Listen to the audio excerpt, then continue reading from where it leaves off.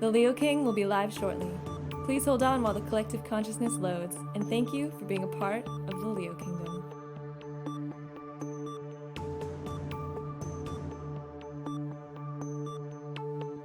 The Leo King will be live shortly.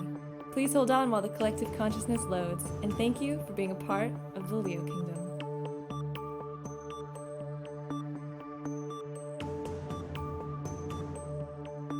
The Leo King will be live shortly. Please hold on while the collective consciousness loads, and thank you for being a part of the Leo Kingdom.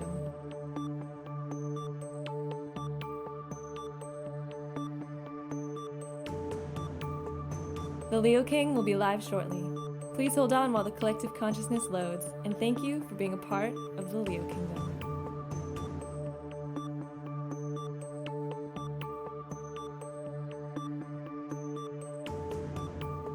The Leo King will be live shortly. Please hold on while the collective consciousness loads, and thank you for being a part of the Leo Kingdom.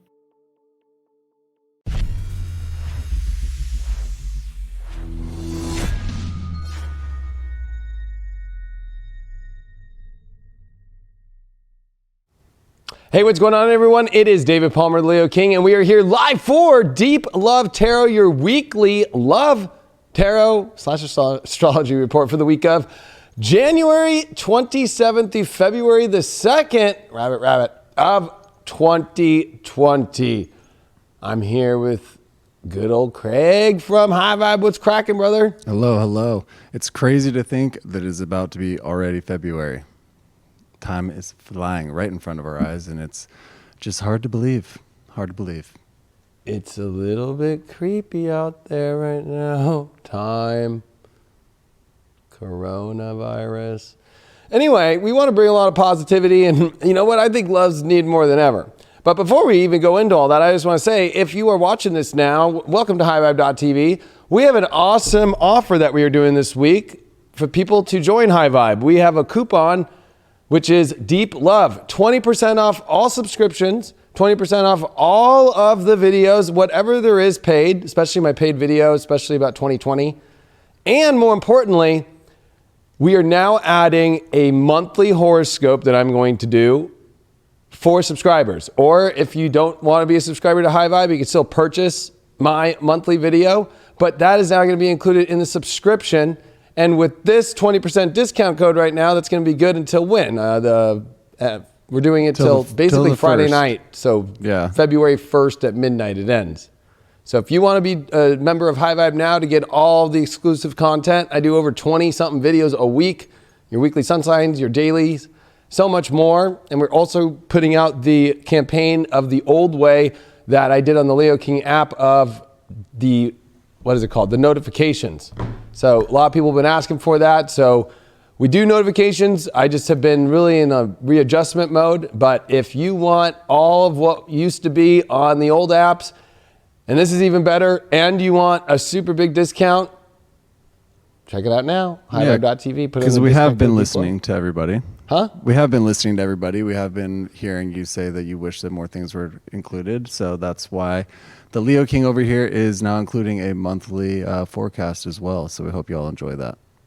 Yeah, and of course this includes deep astrology and all the other stuff. So we're stoked, and we got a chat room, and now you can comment on the apps, and we've been just listening to everybody. And actually, Craig's the one who really recommended the monthly thing. So I'm not going to take credit for that one. That's all Craig. You're welcome. He's thinking about people. And if you never watched the show before, this is where we're going to go into the weekly horoscope for each individual sign, but also the collective, and run the tarot for it for your love life. Now, we always do that by, of course, I'll talk about the astrology a little bit, and then we'll go into the collective reading. Of course, we have a lot of different decks that we're using. And then, of course, we go from the High Vibe Red Cup and pick your sun sign, so we don't go in order. We're also in the chat room, so if you ever want to throw stuff in the chat, we've been doing this lately. We're out of nowhere. I just will throw based off the chat, especially if we reach like 1,000 people. We usually do a reading for everybody, not everybody individually, but for everybody that are watching. But yeah, we just appreciate all your support and for loving this show. And I know it's extreme times out there. I'll just kind of bridge this now into what's going on in the astrology. Before we dip into that, I'm seeing some questions. Yes, the 20% does cover 6 month subscriptions, 1 month, 3 month, quarterly, all the content on there, paid videos, everything. So the 20% discount code is for everything site-wide. Site-wide. Site-wide. Yeah, we went back to the old way that it was on the Leo King app, 6-month subscription, 3-month subscription, and then a 1-month subscription. So, yeah, it's pretty cool. And with the 20% discount, it hooks you up. Yeah, but like that has to be on highvibe.tv. Starbucks or something. You know? It won't work like if you try to subscribe through Apple or Google or Apple TV or Roku. Won't work. You have, and you can access all those by just joining on highvibe.tv. Plus, that's where you have the best control of your subscription. You can cancel at any time in there, and yeah, it's pretty cool. All right, shall we? Collective. Yeah. So this astrology. bridges this whole notion this week of what the hell is going on. A lot of people have been hitting me up concerned about just the astrology, just the state of the world today. And I feel that love right now is a very important factor for us all, because this is a time where we all have to band together with love. There's a lot of unknown, there's a lot of uncertainty, and you know, especially that the fact that the South Node is still in Capricorn with Jupiter, Saturn, and Pluto. Remember, and I'm just going to put this out there, that the South Node is an illusion. Okay? So fear right now is way more hyped up than really it is. So, and I'll just be frank and honest, like, we're here in Southern California, so, I mean, we're getting messages about this coronavirus, that it's here and it's in where we grew up, and there's all these crazy stories going around right now. And I'll admit, I started to buy into a lot of that fear today. And and then I remembered the astrology. I'm like, okay, South Node, Jupiter, that's like the overhype of something, especially fear-based.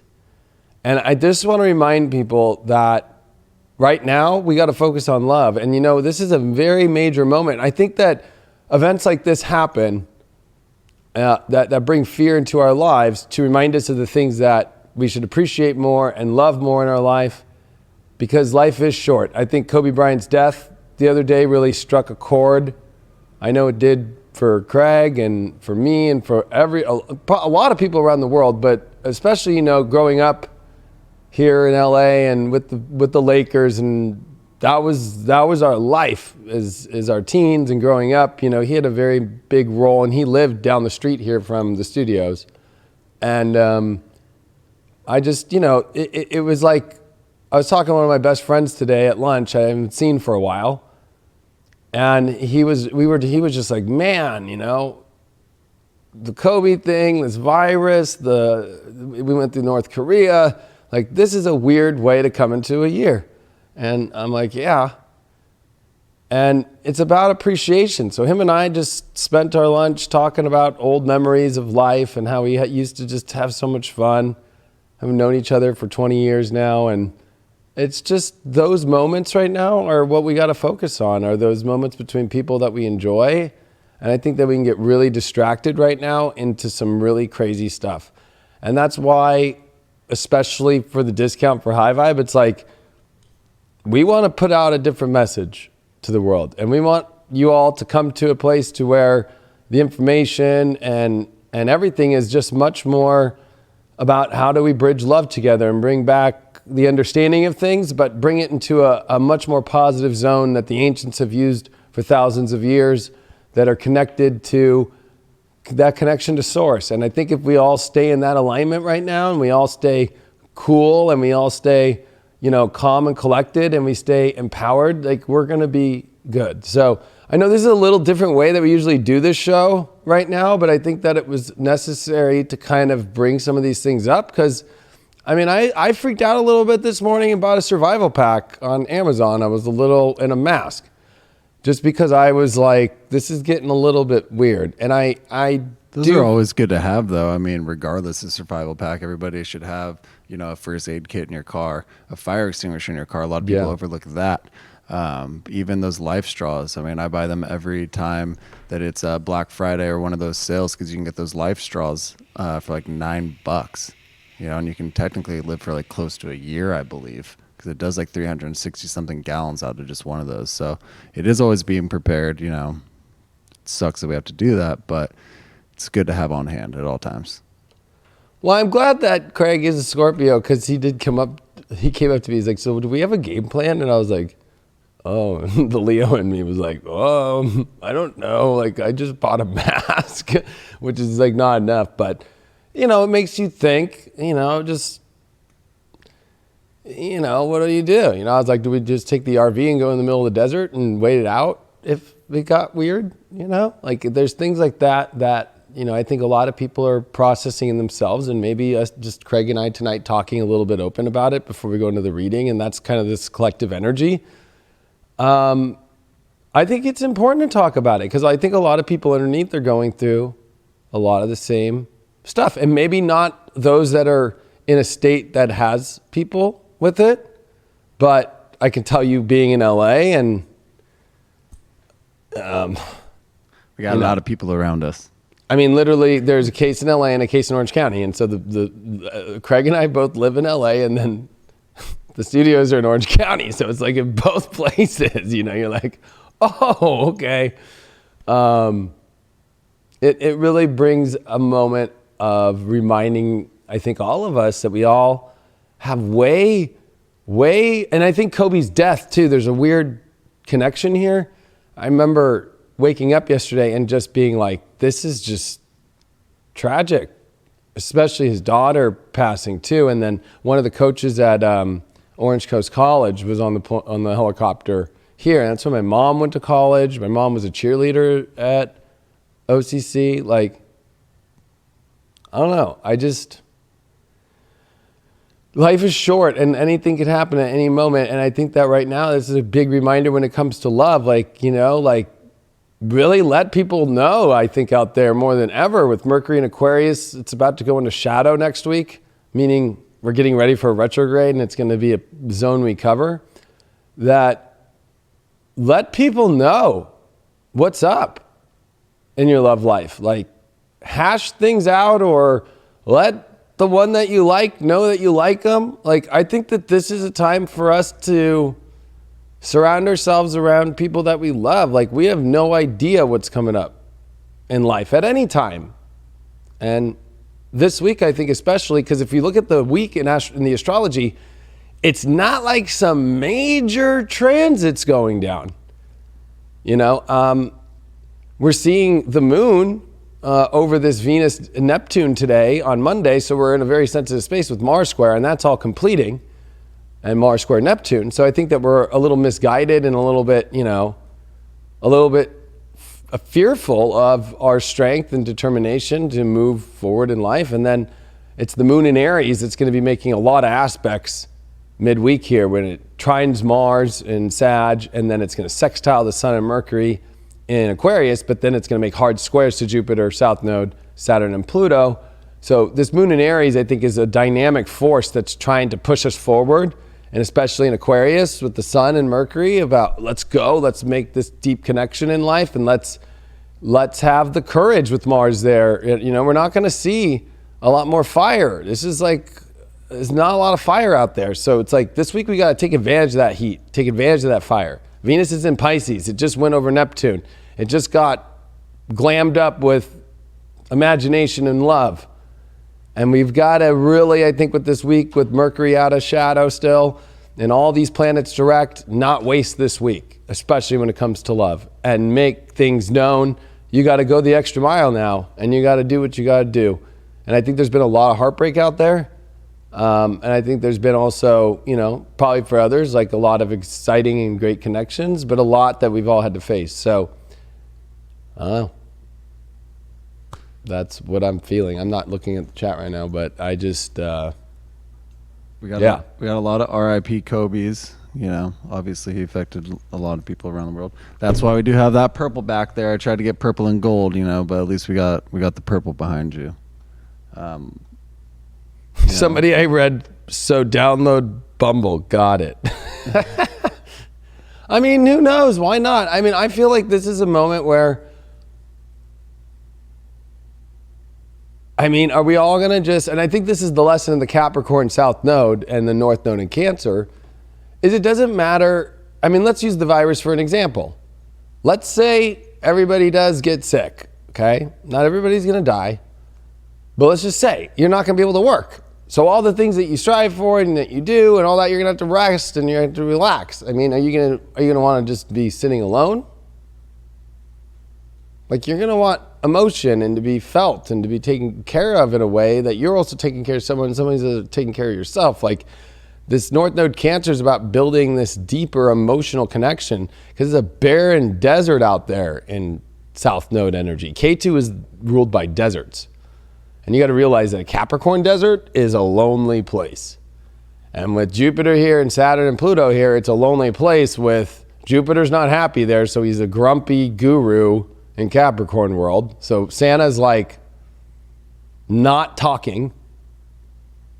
And Saturn and Pluto are in some creepy, weird, installation with some weird plans, and they've got gates around it and guards, and you can't even get in. So you're not being told what's going on. So it's the place that we can find solace right now is in emotion and depth, and whether that's family too, loved ones, but this is a love show. So you know what? Like, this is a time where things get really confusing coming up with this Mercury coming into Pisces here in the next week.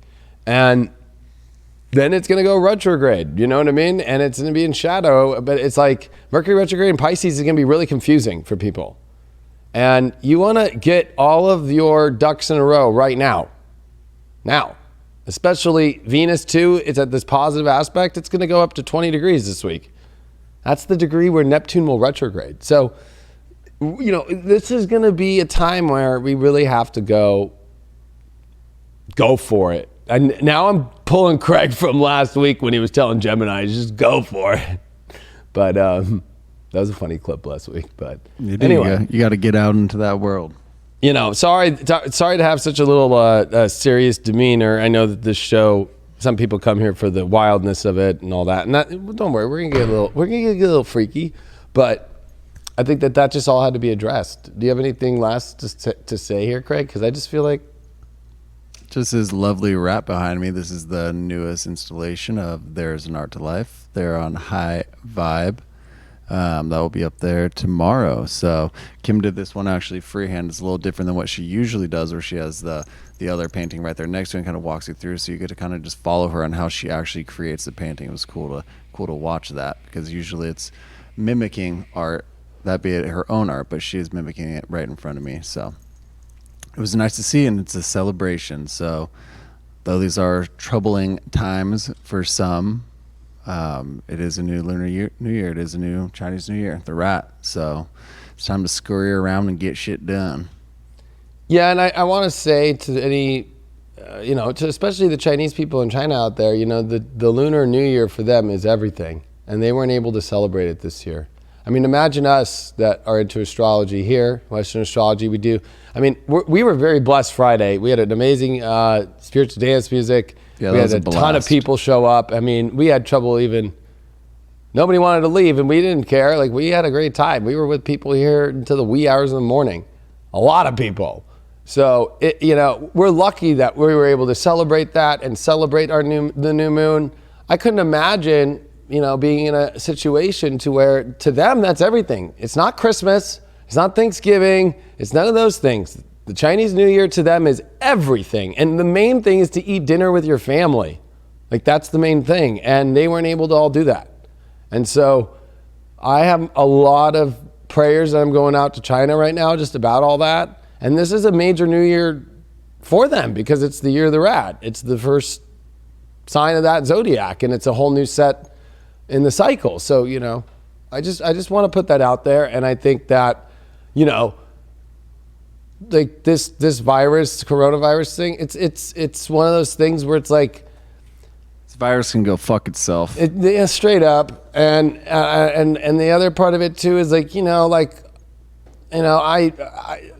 I tend to love to joke and about a lot of things in life, but it's one of those things where I'm even kind of like, I really don't know how to joke about it too much. I mean, I can come up with it, but it's hard, and because I think about all the people in China. And I don't think we're getting all the information out there, to be honest with you. Nah. Do we ever, though? Huh? Do we ever, though? When it No. comes to big business I and mean, big right governments, before we they went like live, to hide that from us. Craig and I are like updating ourselves all the time. But I that hospital they're supposedly building that the president tweeted the picture of is a false picture, and it's of an apartment complex 600 miles away. So, who knows what? You know? So, I think we gotta find some love this week, and let's see what the cards have to say for the collective for this week. Wow. And we are using wow. we are using the Dreams of Gaia deck tarot. We're going to use the festive Dreams Morgan of Gaia. Greer. Actually, we're going to switch Morgan Greer, Bye-bye, and we're going Morgan. to put the Black Moon Astrology as our Moon, challenge. baby. Ooh. And then we're going to do the outcome as this sacred. What's that card that you left? Let's pull that little for What? everybody. That What? one. Seven of Swords reversed. We're definitely not getting all the information. There is a little bit of shadiness going on, but maybe it's not all as maybe hyped up or bad as it wants because it's reversed, but there's definitely something shady going on. Shady baby. That was just at the bottom of the deck. I know. I was talking So about we'll make the this horse one. the but- overall deck for how to get through the challenge there in the middle and so forth. So, all right, I think it's time to get wild. All right, that all the Let's serious get stuff's over. Physical. And time to get physical. All right, collective. Hey, I'm down. You can sing all night. I'm down to get. All right, we got the Journey card. Now, I think that this is a really wonderful card because I think that this is a moment in our life where, gosh, why not go on the journey of your life? Why not go seek it? But I think that this is about, it has to be in total deep connection with what you know is totally pure to yourself. You know, this is not about taking a journey of escape to a place that you're unsure of. This is about taking a journey to a place that you're so sure, that you're so guided by, and that you just feel deep within yourself that you want to go on. So I think that when it comes to love this week, it's a journey, and we have to be willing to go on journeys. And I think that if we deny journeys, you know, we might be kicking ourselves in the butt for it. But I think that we have to just understand the kind of journey we go on. It's like, what is the true journey we want to go on? We just don't want to go on a journey to go on a journey, right? Like, we want to go on a journey that has something that totally is worthy of our time, worthy of that connection, because it's worth that extreme passion and energy. And I feel that we know what that is. I feel like we shouldn't get guided to some place that we already know the outcome towards. That's not a journey. The challenge card that we did get is the Void of Course Moon. Something's missing. Ooh. Yeah, I think our challenge is we feel like there's something off right now, love-wise, really intensely. And we're all kind of feeling like empty. You know, the Void of Course Moon is always at the last part of a sign, and it's non-aspected by any planets in astrology. And, you know, it's a time where there's not a lot of, you know, it's not a time to really start a project. It's not a time to do anything. So if we move this into love aspect, it's like, there's something of feeling like, is this the wrong timing? Is everything just a little bit off? But I think that's the challenge of you creating that and the collective creating that. Like, we're going on a journey. I think that this is where it's like we can come up with an excuse, like, well, I'm just not feeling it right now, or I don't know. You know, like, people can create blocks. I think that this is creating blocks, feeling like, you know, it's like a subconscious block. You feel something's missing in yourself, but you're blocking it yourself. So you're missing out on something, and especially you're missing out on a journey because you're blocking out on yourself. Well, it's really easy to give up on yourself and give up on the people around you. You know, it's scared to kind of put forth all the effort that you possibly can and have that fear of failing. So a lot of people just check out when they should not. Yeah, they definitely should. I think you bring out a great vibe there. You should not just check out. I think that especially, I'm going to be honest with you. Now, I'm an astrologer and I believe totally in void off course moons. But some people are so obsessed with the void off course moon. I mean, they literally spend their lives looking at the chart knowing the void off course moons from this time to this time, I am not doing this or that or that. I'll tell you as an astrologer, I do my horoscopes and I'll let you know when it's a void off course moon on my dailies like I have for almost 8 years. This April will be 8 years. But I'm going to let you know that as an astrologer, man, those things have not really affected my life or affected love or affected building great things or having a great life. So this is why I'm saying this challenge card is like the tiniest thing ever in astrology, literally, is a void off course moon. Some people take it way more seriously. I don't put that much weight to it because there is sometimes I believe that there are so many angles to the planets, you know, and I think that there's times when the moon might not be the most major thing. There might be way other things going on during a void of course moon. So this is important for people to remember that do not let yourself miss out on the journey of love this week because of the most tiniest stupid shit. Wow, we got the psychic card as our overall card. I'm stoked about this one. I think that, you know what, with this journey, there's a journey that we have the total vision of. And I love this card because it is two circles coming together, creating a little Venn diagram there. Oh, it's the yin and the yang. Yeah, we can look at it in a lot. It looks like a looks Part, like a lot it of looks things. like a part of the Olympic rings. Yeah, I was like, the Olympics. That's what it is. it looks like a lot of things. But I think that this is a beautiful card because, you know what? The psychic journey and the journey where it's like, I think with love and I think with connection right now, there's a psychic knowing and it's being pulled in. They're coming together. So there's going to be this feeling of being pulled in to where you feel psychically called, truly. And I think that that's a beautiful thing that's showing up this week. I think that also with the challenge of the void off course moon of something missing, maybe in the past there were things that were missing. Maybe this is such a new journey. Maybe this is where, you know, a true real alignment can really come together that maybe you thought wouldn't be able to happen or something. Who knows? This is going to be a really interesting week there. To get over that challenge, we got the 5 of Wands reversed. You know, I think with this missing energy of the void off course moon and having this 5 of Wands reversed, it's like, one, it doesn't mean that we have to go through tension, but 5 of Wands reversed tries to avoid any conflict in the life. So it's like, not only do you feel like you're missing, but it's like, I don't really want to like add any weight to my life or anything. It's like, what if it was more like adding the most beautiful thing to your life? Like, don't be afraid to get a little bit dirty out there.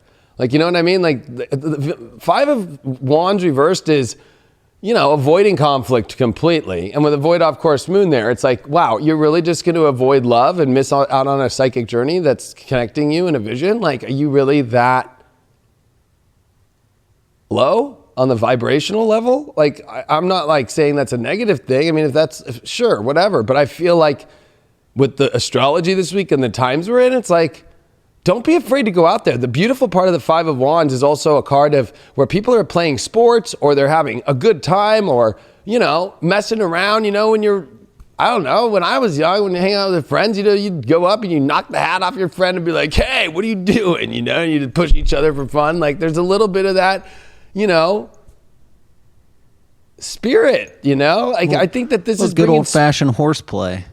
Yeah, horseplay. A little horseplay. So I think that this is a time for us to not miss out on that, especially that we pulled that card. I'm pulling another. Yeah, we got the Ace of Swords upright. You know, I think that we need to realize this is a fresh new state we're in. We're in a time where we can really start from a really good place and we can try to understand where the new things are going. But we need to figure out what that is.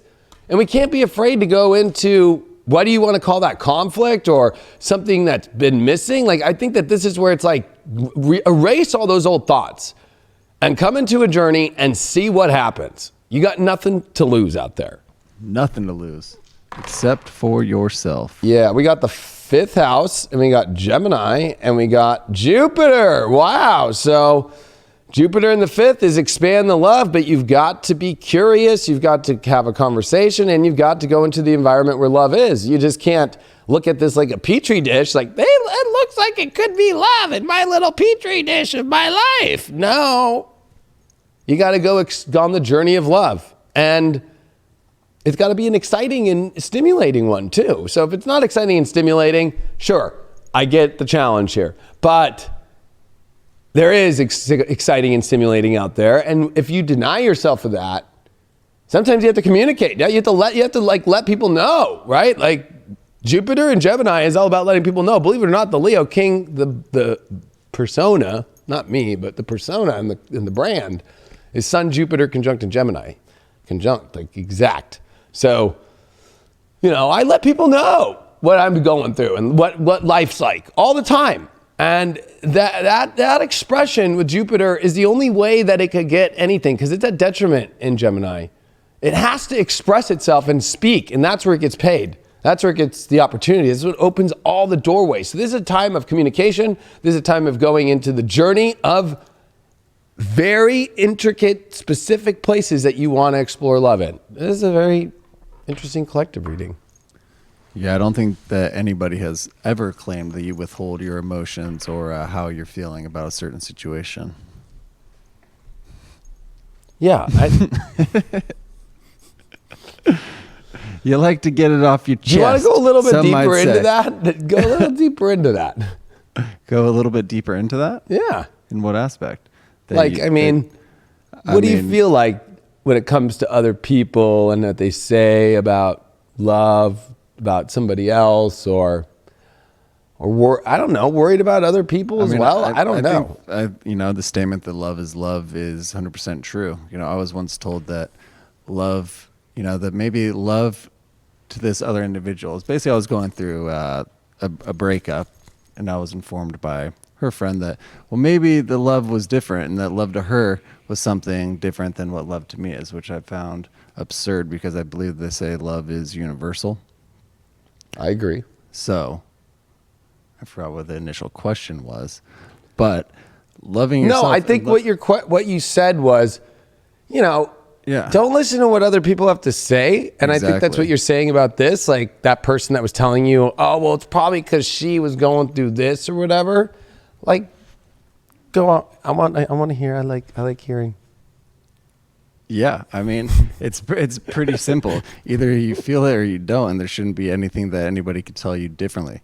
And, besides the point, if you're hurting yourself physically or mentally, caught in that sort of situation, then you should love whoever it is that you want. And you should allow that love to come into you as well from whoever that is. And people can go fuck themselves, just like the coronavirus. 100%. And I think you're right. I just want to note that I think it was beautiful you said that, because it's like when other people start, unless, you're dealing with a really horrible situation of a partnership or a person that is causing physical a lot abuse, of mental abuse. Yeah. It's like, if you care about somebody, you're going to say something. But if it's new and it's fresh and it's like people are just throwing their weird insecurities or their weird opinions, I don't know about that. You know what I mean? Who came up first? Libras came up first. Well, maybe Libras are here to Those lovely lead the way Libras for us in love this week. I'd be down for, something very productive reading that benefits all Libras out there. Same here. I'm hoping for the best reading for Libras ever, especially because Libra, you got a major love week. A moon in your 7th house. The sun is in your 5th house of love with Mercury. And the sun squares the moon this weekend in Taurus, your 8th house to your 5th house. So this is passion, romance, love week coming to a major culmination this week. I think that the thing to pay attention to is what is missing and what is really the kind of relationships that you need to, one is communication with the trine of Mars with the moon, and two, with the squares to Saturn, Pluto, and Jupiter in the South Node. What emotions need to be expressed, or what emotions do you feel blocked with? And maybe it's a conversation that changes it. Maybe it's trying something a little different to get a little deeper involved. If you're a single Libra out there and you're not dating or you're afraid to, like, this is a time for you to go, yeah, like, don't be afraid to call something in. Don't be afraid to allow something in. I mean, I'm not saying that you need to go like into the hotel, through the lobby, up the elevator and into the bedroom, but like at least you can check out the lobby.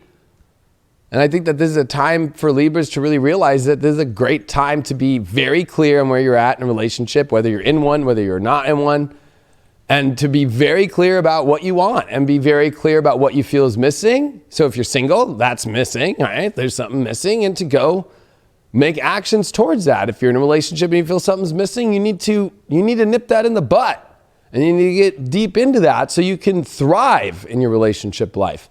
Libra, the first card that you got for the week is, wow, all right, not bad. We got this Four of, oh wow, this one is a weird card. Four of space and time and everything. Well, within the galaxy. There's a lot of ways to look at this card, but it's a cool looking card. One is Four of Pentacles. So it's like you need to know what you really want. And you need to not be afraid to feel like you're greedy for that. You can't feel like you're in a weird, place like, oh, I don't deserve this. I think that you need to be very, very focused on what it is you want. And that there's ways for all these things to come together. And there's ways, I like this card because there's the thing about time. It's like, how much time are you willing to wait for something? And if it's not showing up on time, well, maybe that you need to adjust the way that you're going about getting what you want in your life and your romantic life. So this is a time to connect all these pieces, look at the timing, and also look at, how much time have you let gone by where it's like it's not going exactly the way that you want it to look. Well, it's time for you to take action about what you have to say, what you have to do to bring in, to at least know if you're going to get what you want and not know. It's better to not know. At least there's no more time ticking in the background. It's almost like this guy's spending so much time trying to process the value of something when it's like, are you just going to keep sitting there? I think this card kind of is like somebody who's kind of sitting there waiting like an AI robot. Like, am I going to turn into a new consciousness or not? Like, I played a game with my phones in the shower the other night. Hey, Google, ask Siri if she wants to dance. So you were taking a shower standing with the phone in your hand? Because I take shower baths as to where it's a shower, yet you're laying down, so you're killing two birds with one stone. Oh, I get not you. Not plural. I like that. It's good. It's real good. But first you gotta wash off first. You're not laying in your own stank. But after that, it's smooth sailing. Okay. Yeah. I've done that before. It's the only way to live. But I don't know. I was in the shower and I said, hey, Google, ask Siri if she wants to dance.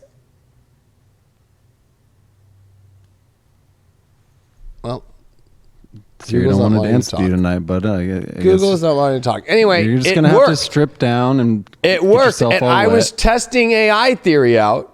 So I said, let me try it from Google's end. So I'm like, okay, Google, ask Siri how she's doing. I'm so excited. I have a question for Siri. Hey Siri, wanna dance? Oh, my Siri's off right now, like as far as my phone's on silent. But it's right there. That's what's crazy. She's so excited and she's just hiding it. That's what's blowing my mind, is almost like they're playing with AI with our own phones.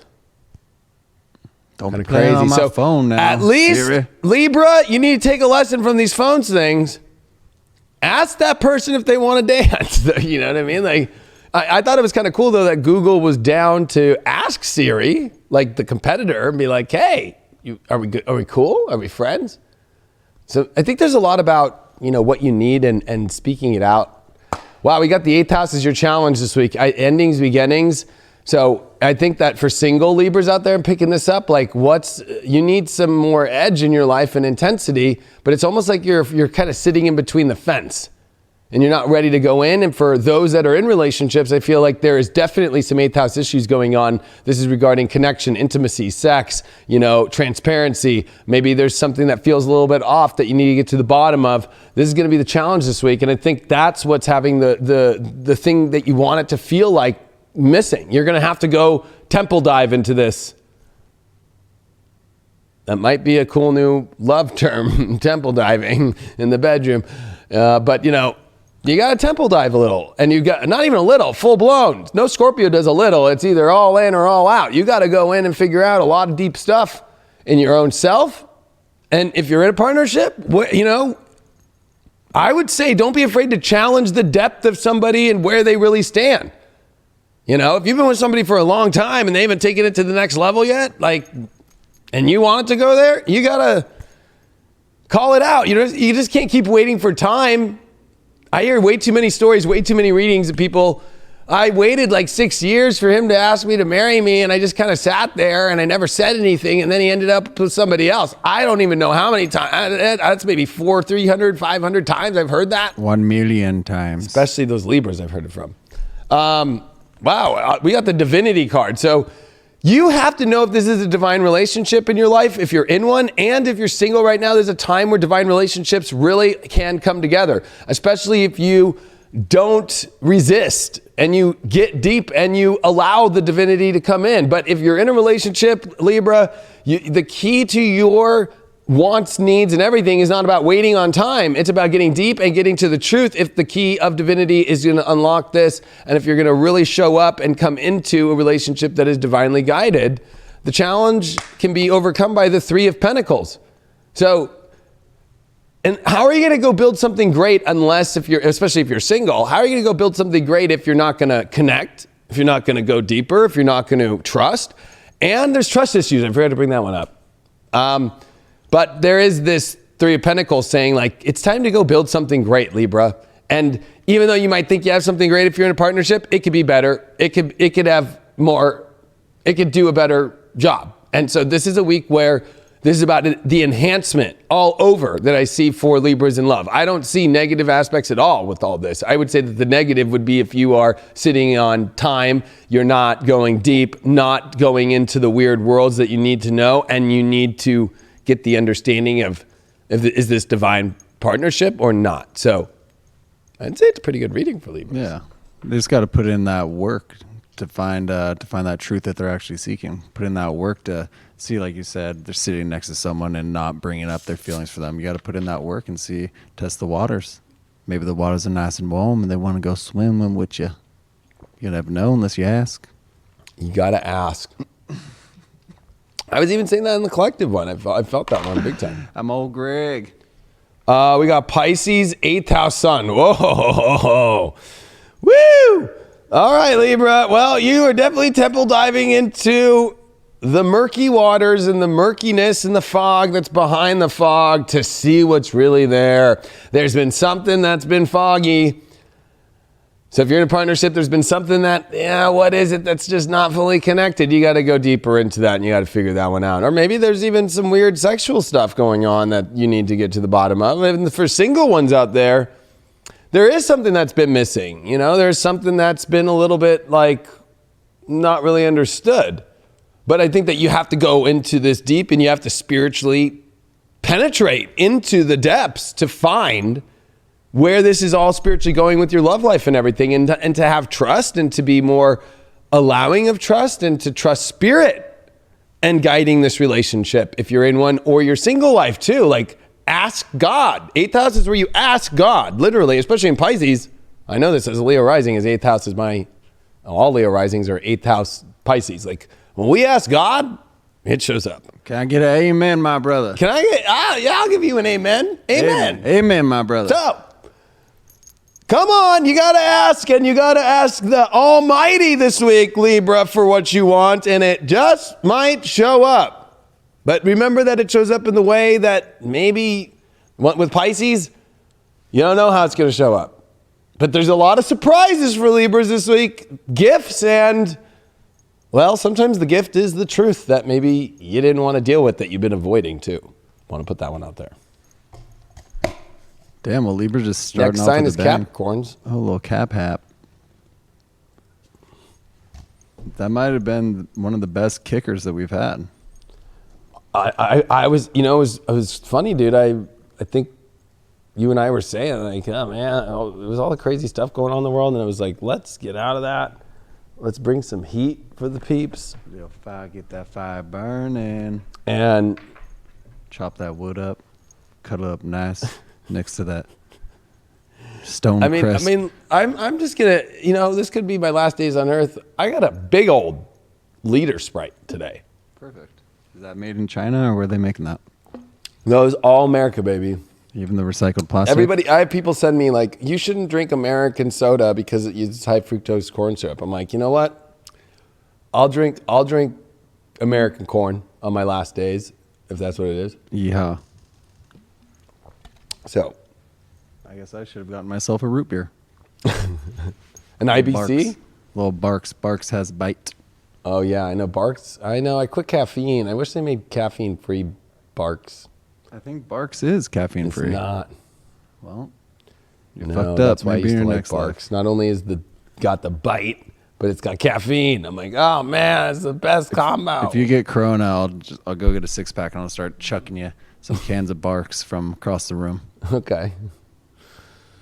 Let's hope it doesn't get there. Okay, Capricorn, love for you. This is going to be a moon in Taurus this weekend, squaring the sun in Aquarius. Your second house sun, your value of your happiness, your love, your self-worth is on the it's on the table with what you love, what you want to experience in love, and also Venus is in the third house. You're trying to figure out love life a lot.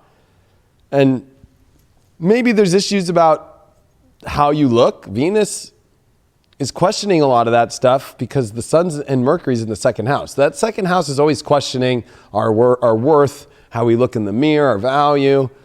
And so it also is also questioning the look of a love or a romantic partner. And so I don't want to put that out there to Capricorns as if you're warranted for that. But I am an astrologer. I do know what all the zodiac is going through. And the Capricorns are doing a little bit of is this really what I want? Is this really how it's gotta look? Or there's a little bit of a wandering eye right now for Capricorn. So,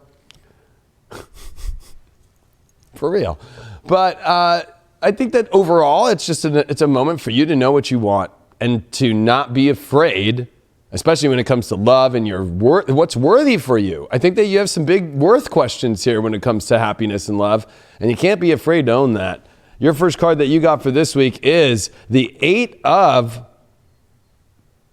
well, on this one, we definitely got the 8 of Cups. So I am going to let all of you skids know that,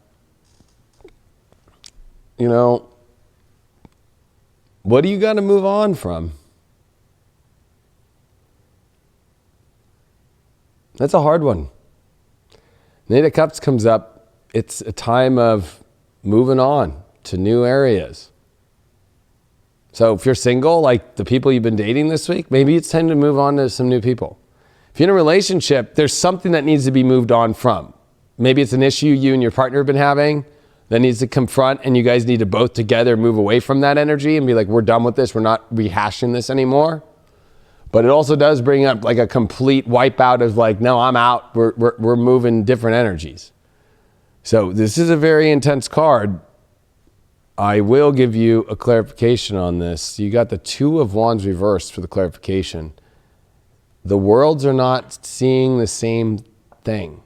So if you're dating Capricorn, if you're dating right now, it's almost like you're in 2 different worlds with some of these people. If you're dating multiple people, if you're dating one person, or you're talking to a couple people right now or whatever, you're not in the same world. It's like you're not in the same energy. It's like you see it all different. And if you're in your partnership right now, there's areas where there's disagreements on how the world is or how that you see that your relationship might be moving forward. And you guys got to come together and figure that out and see whether or not you can stay together and be together depending on those worlds and hash that out. It's got to be confronted. You don't want to keep letting this hang on, because the challenge that you got is the Scorpio. There's connection issues here. it's not transforming the relationship. There's no edge. There's no passion. It's becoming passionless.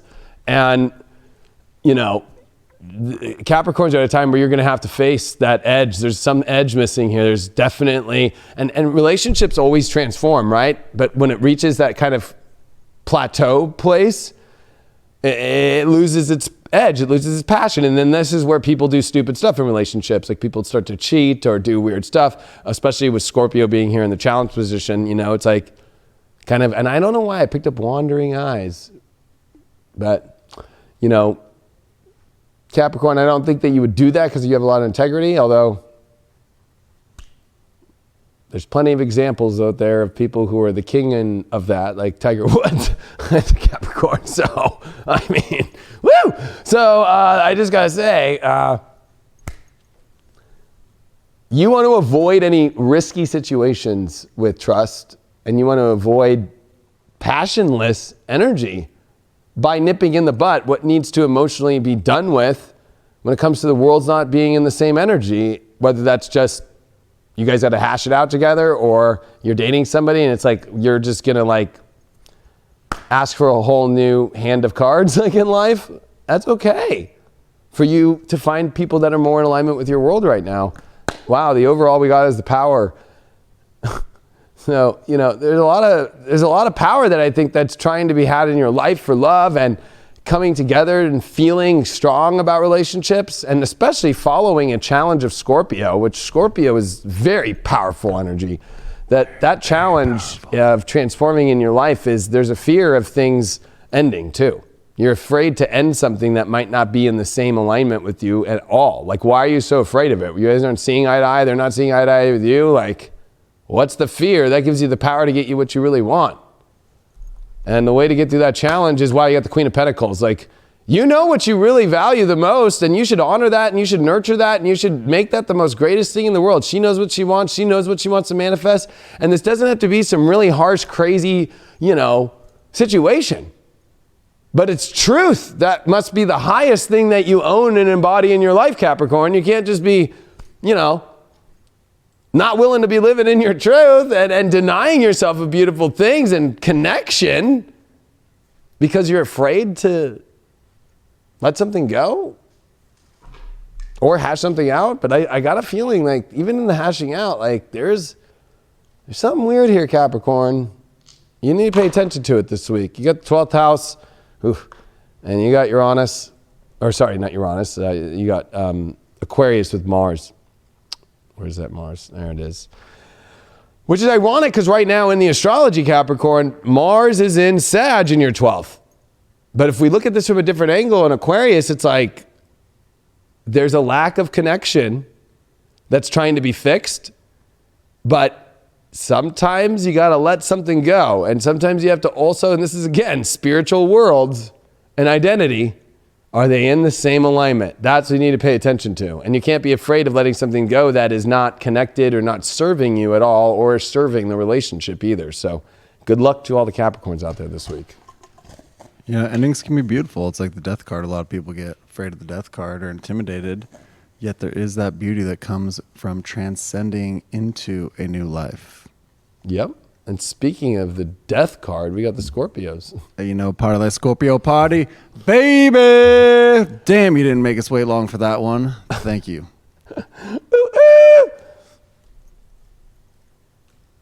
Actually, I don't know if a Scorpio would go, ooh, ooh. We'd go, rah, rah. Yeah, I'd be like, ah. Scorpio, baby.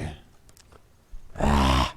I don't know. We get a bad rep like it's all about we sex. We haven't done the half for a but while. It ain't. It ain't all about sex for us. People it's a remember deep emotion. Like, putting on Hauser's face fucking for like a year in 2018. Like, that was the theme for a hot minute. Hauser's watching, or if he does watch, hey, how you doing? Love Hauser. Life. All right. Well, what do we got for Scorpios this week? Well, I'm going to turn my computer or my chair so I can see you. I'm going to be watching intently. Make sure that you do this correctly. Okay. Shit, I feel like I'm under. Whoa.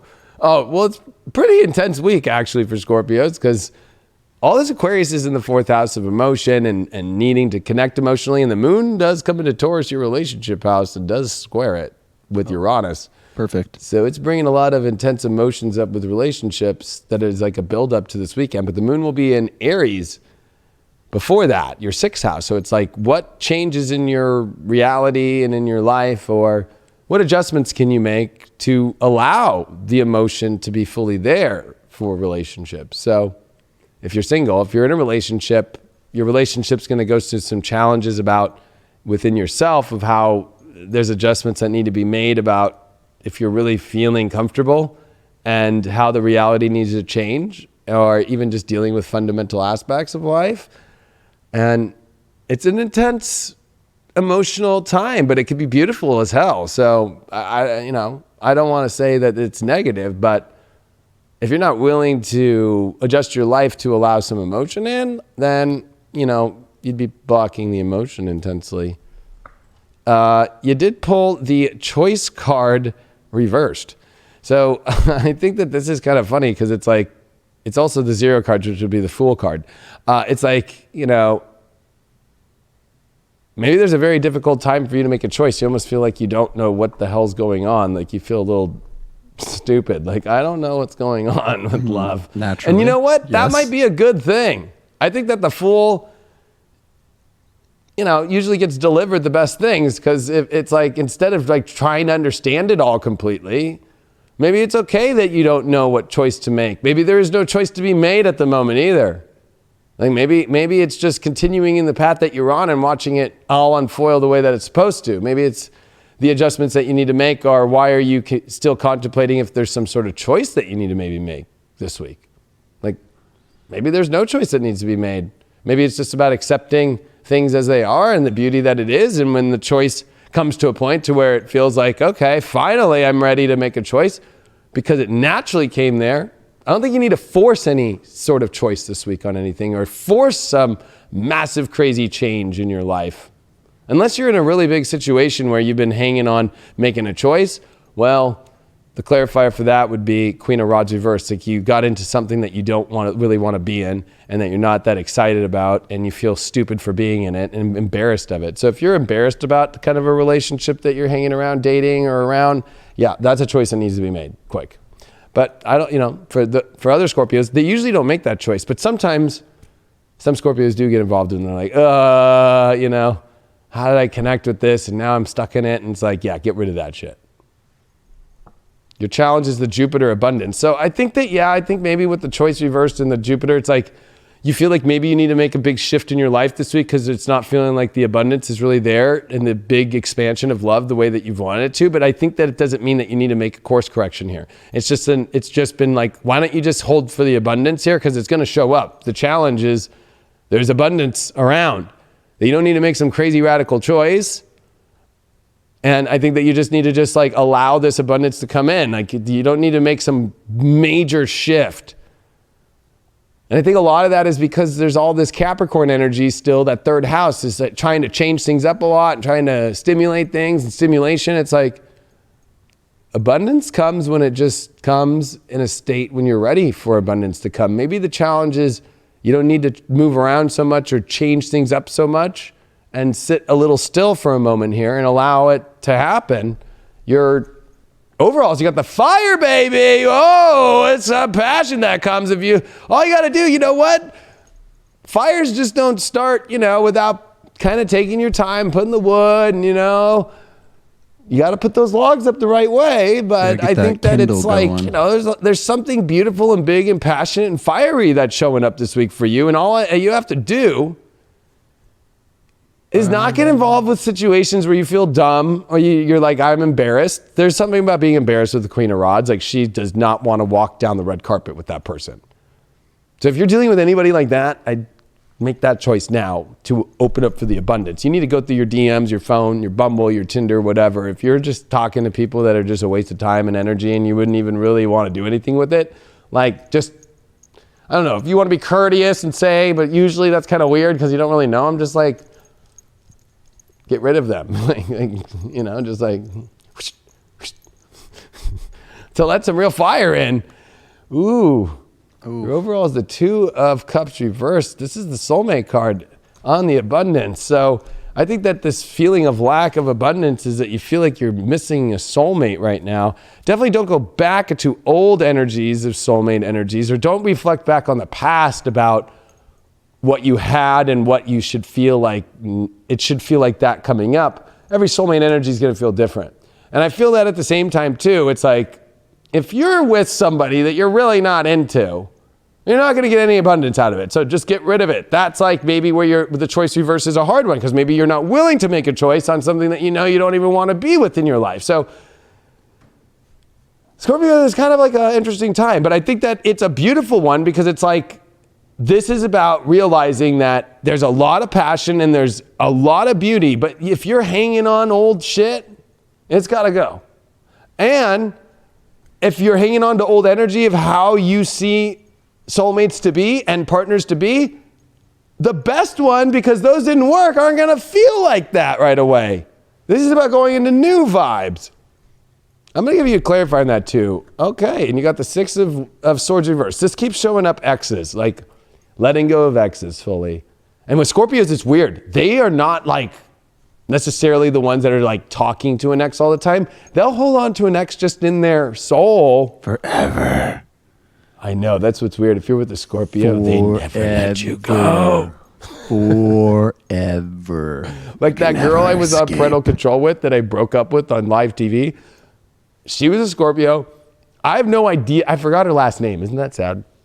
So I don't know. But I know that girl probably hates me for life. You know what I mean? Probably thinks about it once a blue moon, but probably like, fuck that guy.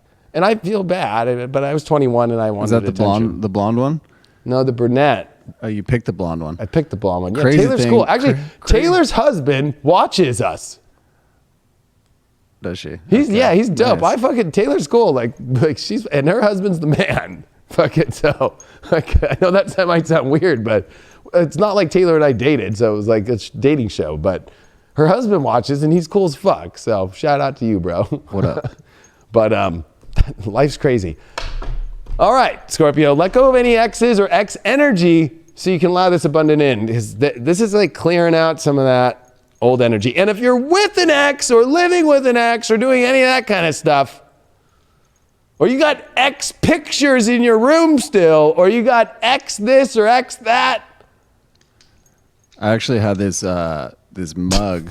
I had a mug that was given to me by my ex's mother, and it was a large mug, so I used it all the time. And I actually dropped a big old thing of coconut oil on it this weekend, and I broke the mug. So, does that count?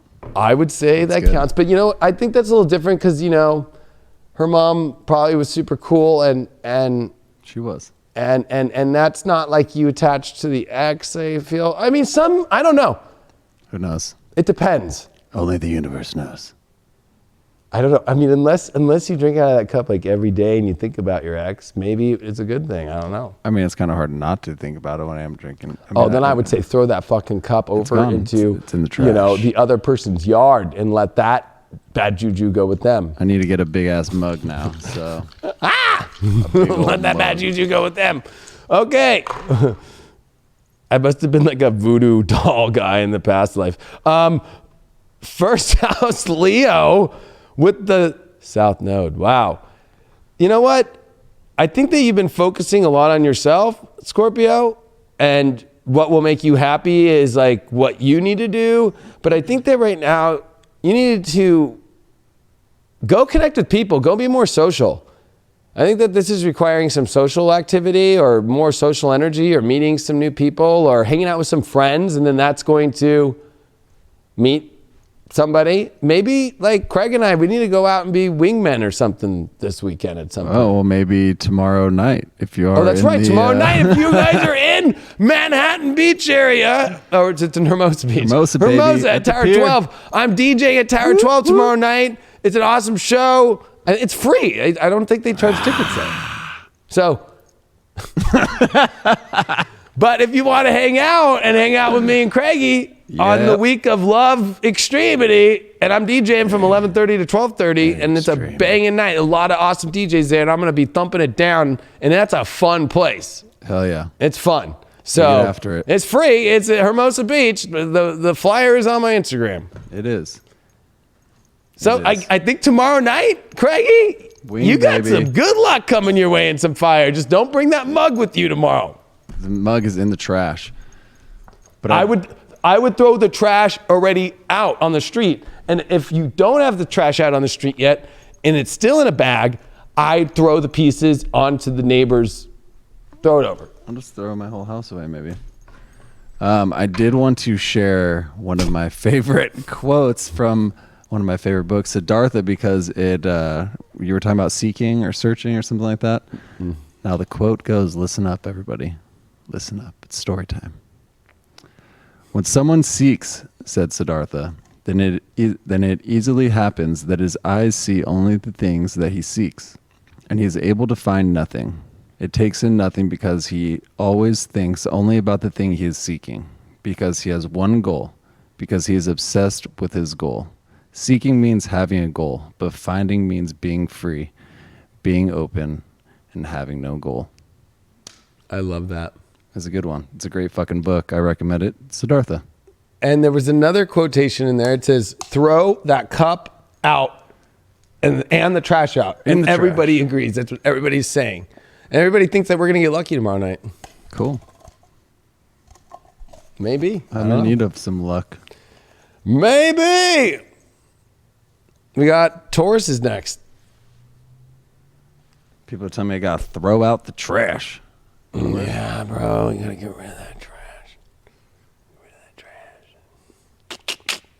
I'm going to have to get myself a brand new fancy mug. What do y'all think of Craig's new sophisticated picture mug for Deep Love Tarot? With how did you put it? You're like, you're hanging behind the the flowers with pink in a suit, like creeping, like. I thought it was awesome because it's so cool and different, but it's like the way that you guys don't know the behind the scenes of how Craig's mind works.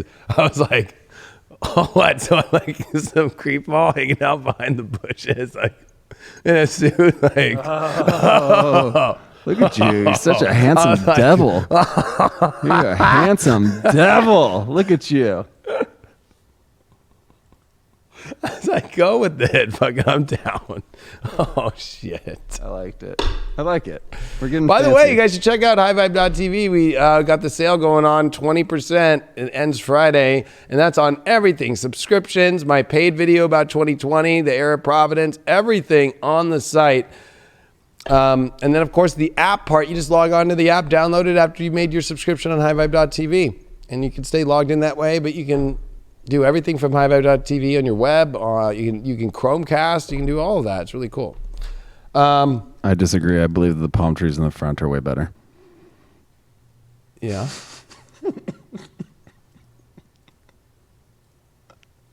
What did I just say? Oh, and Craig put a lot of cool new things on highvibe.tv. We're actually branding, just so everybody knows. I know Taurus is what they're reading, but it's going to be High Vibe by the Leo King now. So we listen to everybody. Everybody wants it to be more about my horoscope stuff. If you're going to be on High Vibe, everybody's still going to be on High Vibe though. So it's not like we're just like kicking everyone out of High Vibe, but we are going to brand this much more about, I don't even it sounds weird to say it, but about me. That sounds weird. Boom. So. But before we start, I just saw that we hit 1,000 people. So we got to pull a card. So Taurus says you got to hold on one second. sorry, Taurus. So I want everybody right now that's in the chat room and now watching, and the 1,000 people that are out there watching live right now, to focus on the energy of the love. If you have nobody, you're at a place where you don't know anybody or any situation, then put that out there. But if you have a specific somebody that you are focusing on right now, energy, on wondering where the love is going and everything, this is what this reading is going to give you some answers about. First cover, guys, the Page of Rods. So this person is going to reach out to you. This person is going to speak, and this is going to be a good thing where there is going to be good communication between you two and trying to get clarity on the happiness and where things go.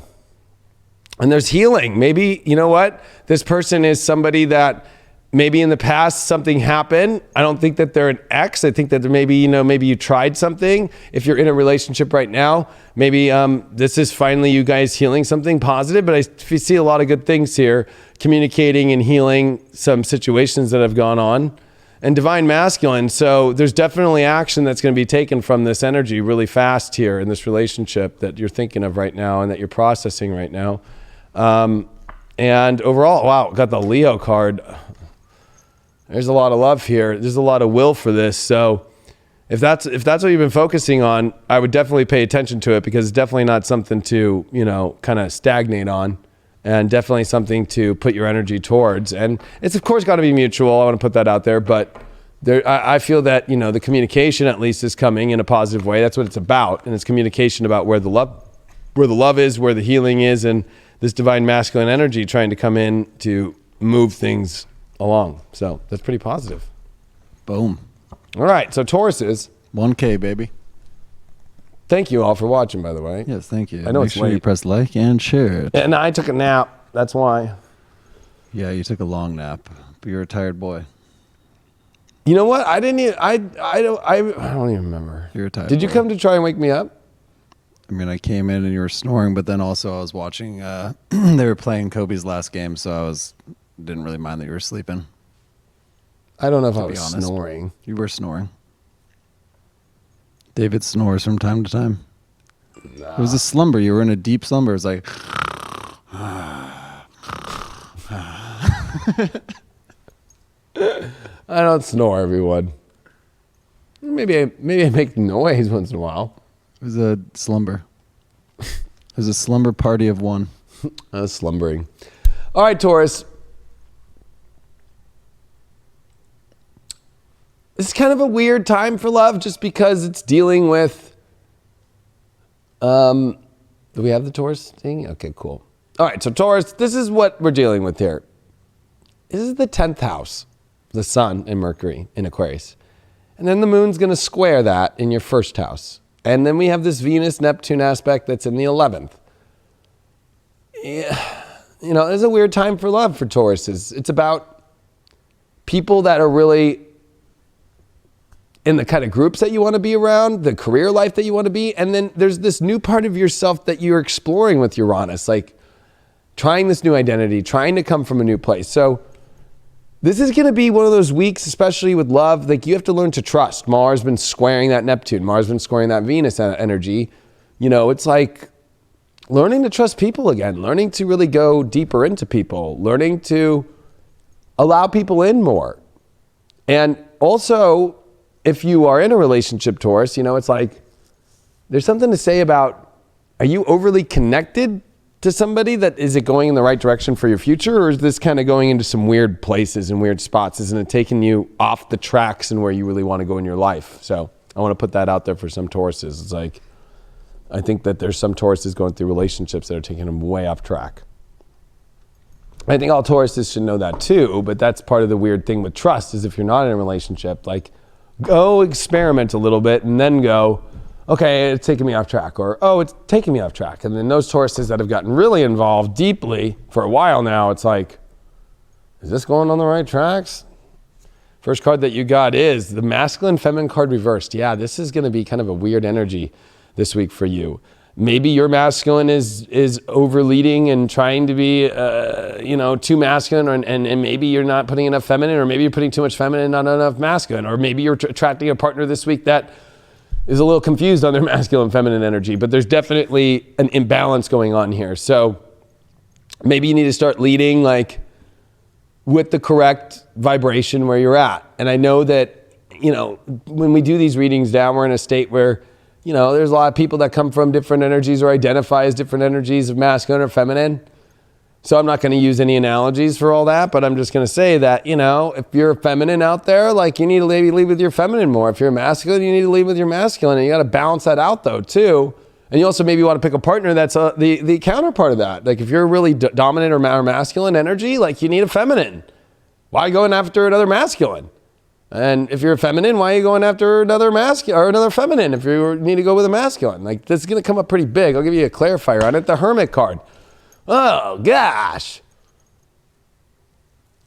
Yeah, you need to take off the fruit of the looms or the depends and need to go experiment with life again and move forward. And I think that maybe you've been kind of in a hermity mode, or you've been in a relationship that's really stale.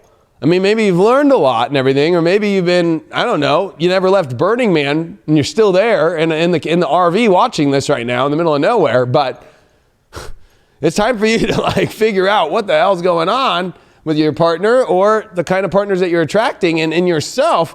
Are you going to show up now and are you going to let out the correct energy of whether it's masculine or feminine? There's an issue here right now going on, Taurus. Your challenge card is the second house of owning it. Yeah, it's hard for you to know what to have in your life or to put your self-worth there if you're leading and you're not comfortable. Maybe you're uncomfortable with your physical appearance. That's a Taurus thing. It's a second house thing. It's a definite second house thing. So I would say that, you know, if you're a real feminine energy and you know what, maybe you need to go get your hair blown out or whatever, or I don't know, whatever. People judge people who wear makeup or do their hair. For you, maybe it's like you just need to try something or go buy new yoga pants. I don't know, whatever it is that makes you feel better. That I think the challenge is there's a self-worth thing. There's a feeling that you're not being accepted. And this is a physical appearance thing. Maybe you're coming across and dressing too masculine or dressing too femme or whatever it might be that's altered your real true vibration. Your overall card is listening to your guides. So this is a time where especially it's time to be guided to where you need to go. You need to listen to your guides and you need to be guided to where things are going in life instead of holding yourself back. I think especially with that second house of owning something, like you need to own what your guides are asking you to go towards and stop denying and being like, no, my guides, you know, they set me up with this awesome synchronicity to come to this event or go to that, or this person's getting a hold of me or whatever. And you're not going to own what the guides are trying to get you towards. Like, what the hell are you doing? Or if the guides are like, this is really bad, and you're in this weird RV and you're in the middle of the desert still, and it's freezing cold and there's no more propane, and you've been at Burning Man since August, and you're still in here with this person, like hello, like we're trying to help you, you know, and I want to still own this. It's like, oh God, Taurus, like you need to wake up. Oh my gosh, got the 9 of Swords as your overall. On top of that, the challenge is yeah, there's an anxiety fest going on here that I think is about your appearance. So maybe if you're in a relationship or single, that you're afraid of the appearance that you're projecting. Maybe you're afraid that nobody will like you because who knows? This is all mind stuff though. This is about getting over the mind stuff of your insecurities. Very intense. And not freaking out either about what is feeling of lack. That's within yourself. Neptune, 8th house, Capricorn. So this is like one, having to get very clear about you have to trust to get what you want. And you have to take the steps of trusting, and you have to get over the insecurities and the sensitivities to go deeper. So you need to go deeper now, and you need to get to the truth of if this is on the right tracks. We already said that kind of earlier. To get on the right destination, you're going to have to be honest with yourself here and get rid of all the like weird fog and all these weird things that you're playing in. Not only your soul, but in this whole factor of you're being blocked in some sort of way to actually achieve what you really want. And so are you in a relationship where there's not a lot of trust, and there's also, this could be weird sexual shit too. So, you know, maybe you're addicted to sex too that's not taking you in the right way. Or you're in a sexual partnership that's taking you in the wrong direction. And then the other side is for singles out there, you're not trusting enough to allow yourself to reach to where you want to go. Or if you're in a partnership where there is a lack of sexual energy going on, you need to get to the bottom of that is like, What's the deal? Why? And you need to like not keep waiting. You need to do something about it. And you need to confront it. And you need to get to the truth. And you need to get to the deeper part. And you need to confront it and identify it and make some serious choice about it in your life to change your life. Super serial. It's very serious times here now, Taurus. You got to get your shit together. They got they got a gnarly week. They got a moon in the 12th house. Moon in the 12th house. Squaring. Saturn, Pluto, Jupiter, South Node. Jupiter, South Node. So much going on, Taurus. So much. You know what you should do? You should subscribe to High Vibe right now. You can get daily horoscope updates as well as a newly added monthly horoscope as well. 20% off right now. Discount code Deep Love. Yeah, those always come out on the 1st too, the month First, because if you ain't first, you're last. We have to pick a sign. Aries. It's like I don't even know what to do with myself now. I'm usually waiting for so long, building up the excitement for Scorpio. And it's already passed, and it's like, I mean, no one else matters except for me. So. You're a Leo rising, bro. Oh yeah, true. So you got the Leo one that you gotta you know. True. Wait on, and you got Leo moon. True. No true words have ever been spoken. All right. I'm wondering if vaping might be the thing that saves me from the coronavirus. I'm guessing no. Just a quick guess, but I'm guessing no. Or maybe anybody with Scorpio energy, since it's got the snake connected to it, maybe that little bit of Scorpio reptile shit in our bloods. Tell me more. Keep us okay. Or means that we're more fucked because it's here to kill snakes. I don't know. I think it started from a bat and a snake ate a bat. A snake ate a bat. It sounds pretty dark. Sounds some pretty damn fucking Saturn Pluto shit. And then a person ate the snake, maybe? Yeah, because people eat snakes in China. Although there was some really interesting, we're not even get into it. I would eat a snake. They'll eat, basically there was an article about they'll fucking eat anything out there. Like legit. Like people will like eat fucking cockroaches off the ground. Yeah.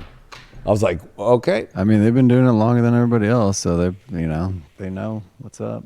Who's to say? Maybe cockroaches taste very, very sweet. Throw a little caramel on them, melt that. You get it nice and crispy. I don't think in China there's a guy walking around picking up cockroaches with like a Hershey's caramel, You have like a deep fryer, like a portable air fryer, and it's just like super crispy, super crisp. It's like one of those like 2,000-year-old oils. It's really rich in flavor, probably not the healthiest, but it's been passed down from generation to generation to generation, cockroach after cockroach after cockroach. And in that, it's got all the 2,000 years of cockroaches, trails of old cockroach that enhance it and make it, you get the thousands of years of cockroach. Yeah, it's boosting your immune system. You don't even need a flu shot. You just go pick up some cockroaches, throw them in that deep fryer, maybe some panko crusted. That could be good. You never know. And you get that beautiful crisp caramel crunch. Exactly. Exactamundo. All right, Aries. I think that Aries are coming into a better time.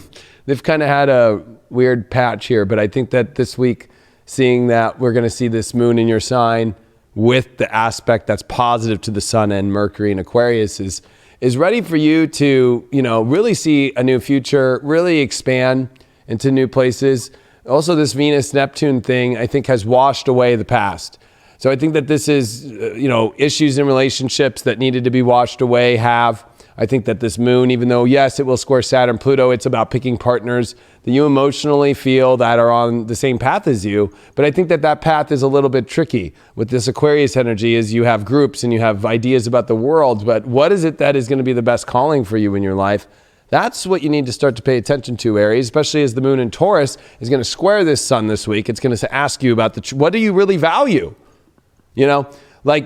I love a lot of things in life. Like I jet ski race, but I probably would not end up with a jet ski racer because I do astrology more. You know what I mean? Like And that's where my real heart is, and I know, and it's my spiritual path. So there's a lot about spiritual paths right now. Why do you think Venus is exalted here in Pisces? And Aries' lesson is to find their most spiritual relationship path. So I think that this is a good week for Aries. This is a big turning point for them. Woohoo! First card that they got, damn, they got the two of, oh my gosh. They got this two of cups upright. So, nice. Or actually, no, there's two of air, I think, actually, in this. Or there's two of fire. Or no, it's two of air. Or no, it's you got fire. twos. We know that for sure. I guess I can show you. It's two fire. Look at you just pondering what that is. 2 ones. I think that, but in this deck, it's kind of got two people. We're going to read it differently because this deck's a weird deck, this Dreams of Gaia.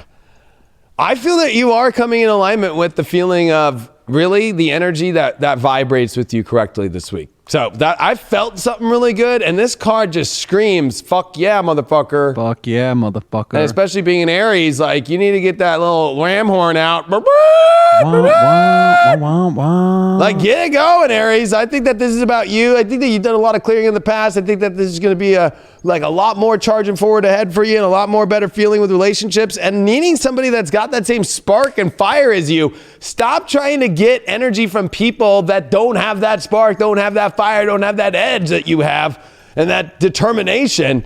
What a waste of time is that? Your challenge is that Uranus card. You know what? That challenge is, I think that, if you're trying to be with somebody who you think is cool or they've got it all figured out or, I like how it says genius here. It's like, you know what? One, stop focusing on people that you think have more knowledge than you. When you have just as much knowledge and they acknowledge that. Like, you have to remember that nobody's smarter than anybody else in this life. We all have gifts and we all have things. So if you're putting somebody up on a pedestal that they have more genius and all that, that's your issue. You need to be somebody that's on the same level and they see you on the same level. It doesn't matter if they know more about this or you know more about that. You both are helping each other out and seeing things from the same direction. And you got the new moon card. Yeah, you're definitely coming to something exciting and new this week. A whole new world. Ooh, yeah. I think that the issue might be like, well, maybe the groups are different or maybe the friends might be a little different with that little challenge of Uranus there. But if you're in a relationship, this means that you could be reviving the relationship into a much better place. Although the curveball could be, there is a curveball always with Uranus, and especially in the challenge position, there's a curveball being thrown as a challenge, and we're going to get a clarifier here about that, how to get through that. Oh, the 9 of Pentacles. The curveball is this person and yourself know how to be fully in their own world and not in a codependent style of relationship. So, no codependent shit. Somebody who's just, especially having this card, this card is definitely saying like, yo, you need to find somebody that stands just as tall, bright, and powerful as you. And no more of this bullshit of like feeling like you need somebody else or somebody else, like you need to do something for somebody else or they need to do something for you. Like, no, this is standing tall in your own power and somebody that stands tall in their own power and wants to come together. And this new moon is a new cycle, so it's going to be like a new feeling. And I don't think that you need to understand the whole thing either. That's the other problem with Uranus here is like you don't need to have the full understanding of where this is all going and understand how the whole world is going to turn out with you two right away. It's something exciting and new. So, wow, there's been a lot of positive readings so far. Positive. 6th house Neptune in Leo. So this is about does the lifestyle that you want with the partner have a way for it to feel magical, even though you have to go through life and be mundane.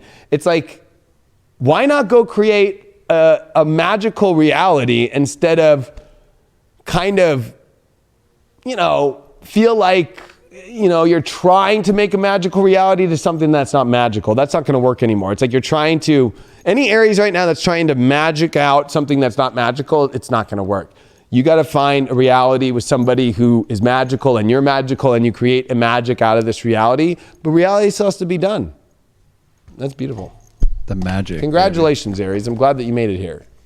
I think all of them have been quite productive so far this evening. Yeah. Everyone's patting themselves on the we back. got Gemini, and I got to pee really bad. So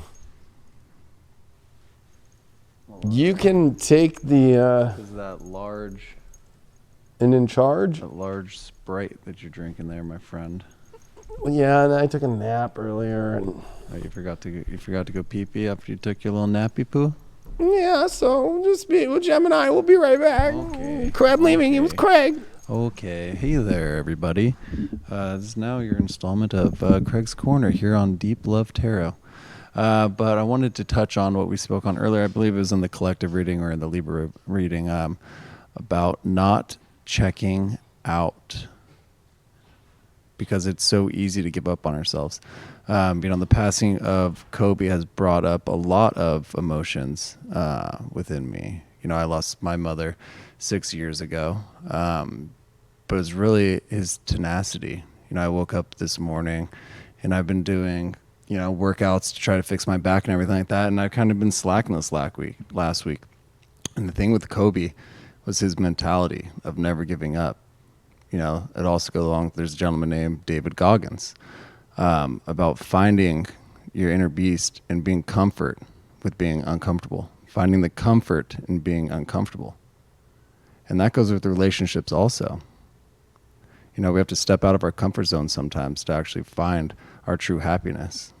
And sometimes we have to dig deep and do shit that we do not want to do at all. What have you been putting off? I know things I've been putting off. I know I've been putting off my physical health. I know I've been putting off cutting back on smoking cigarettes. But at least I'm acknowledging that now, So there might be things in your daily life that maybe you're not acknowledging the way that you should. Maybe there's things in your partner that you haven't been acknowledging because you feel comfort. It's comfortable now. You guys have been living together for a while. You guys have been together for a while. And so it's almost, again, that comfortability of being with someone just to be with someone, even though you know that it might not be true. It might not be right for you or them. And there's also the ability in changing our lives every single day. What is it that we truly want to get out of this? Because, it's so cliche to say, oh, we don't know how much time we have. We don't know how much time we have. But it's true. For me, time is very important because at no point, again, are we going to be living in this consciousness that we are right now. The chat feed that's going on right by my face, that's never going to be there again, Of course, you can replay it. Of course, we're going to have these memories. But it's not the same. The instincts that we have and the passions that we follow are going to change. So it's really tapping into that and finding someone that's going to go on that course with you. Ah, my friend, how was it? In closing, step out of your comfort zone. Become comfortable with being uncomfortable and find your true strength. And it's going to guide you into a new life, into a new vision of things that you thought were never possible to accomplish, whether that be love, whether that be your work, whether that be with friends, holding people accountable, holding yourself accountable, and stepping out and stepping into that new light. It's a new world, new experiences, but you have to go out and grab them. You have to say, yes, I want to live this life differently. Yes, I want to have this moving forward. Or no, I don't want to. No, I'm not going to allow myself to be treated that way. And no, I'm not going to treat myself that way anymore. Because that's what's the most important part, how you treat yourself. I've said it before. We've said it many times on this show. People can go fuck themselves. As long as you're living your truth and you're being right by yourself and right by others, people's opinions don't really matter. But you got to work hard for that change that you want to achieve. And that's all I got tonight. Remember to subscribe to High Vibe right now, 20% off, Deep Love. Also, we've been doing that Wednesday night show, Full Disclosure, which has been popping. And that's That exclusive. show's popping right now. Yeah, that's exclusive for High Vibe members. If you're going to be joining us on Wednesdays, it is hvfulldisclosure@gmail.com. You can send your questions. There have been some great content that people have been sending in to us. We've been loving it. And of course, like we talked earlier, tomorrow night, Tuesday night, Tower 12, Hermosa Beach with the Leo King. Whoop, whoop. And go listen to spiritual dance music. It's on YouTube and on High Vibe. Go bump it out. It was a bomb one. And watch the visuals that Craig was doing. It was crazy. Especially I had the MIDI. I had the fucking Moog out. And there was this one where I was going, and he was doing the graphics at the same time. It's pretty fucking gnarly. It was a fucking blast. My best lighting job to date, I'd say. Yeah, it was bomb. Thank you, dog. My pleasure. And we had a great time. Everybody that Atlantis came helped out, thank you so much for coming out. It was blast. And if you want to come out to watch me at a club, it's tomorrow night. Well, actually, you know what's cool about this place is it's got a more intimate vibe, and the sound's good, and everybody's having a blast. Everybody's dancing. It's definitely not like a sleeper place. No, that shit goes boom, boom. It's like one of my favorite places to play, actually. Like, I mean, I love playing big, massive clubs, but this is more where you can hang out and talk, and everybody's having a blast, and it's definitely a good time. So, and the food's bomb there. I've never actually eaten there, but the wine is delicious, and so are the cocktails. So there's a plus. Well, the Sprite's good there, and the short ribs are good there. So, yeah. All right, we got Gemini, I think, right? Good question. We do. It's Gemini's time. There we go. Bam. I didn't want to trick them and think that I was just talking about them, so. All good. Yeah. But Gemini. No, it's ready. Well, Gemini's ready. still got some relationship stuff going on to confront with Mars in your 7th house relationships. But we got this sun in Aquarius. This is the 9th house. It's like, where is everything going in your love life right now, Gemini? Big question for you. Maybe you're opening up new doors that you never opened before. But there's going to be a question about making sure that you have spiritually checked these things out. Even though, yes, the moon in Aries is going to be good, but it's going to square over to Saturn and Pluto. It's like, is the world that you really want in alignment truly with the same passions of somebody else?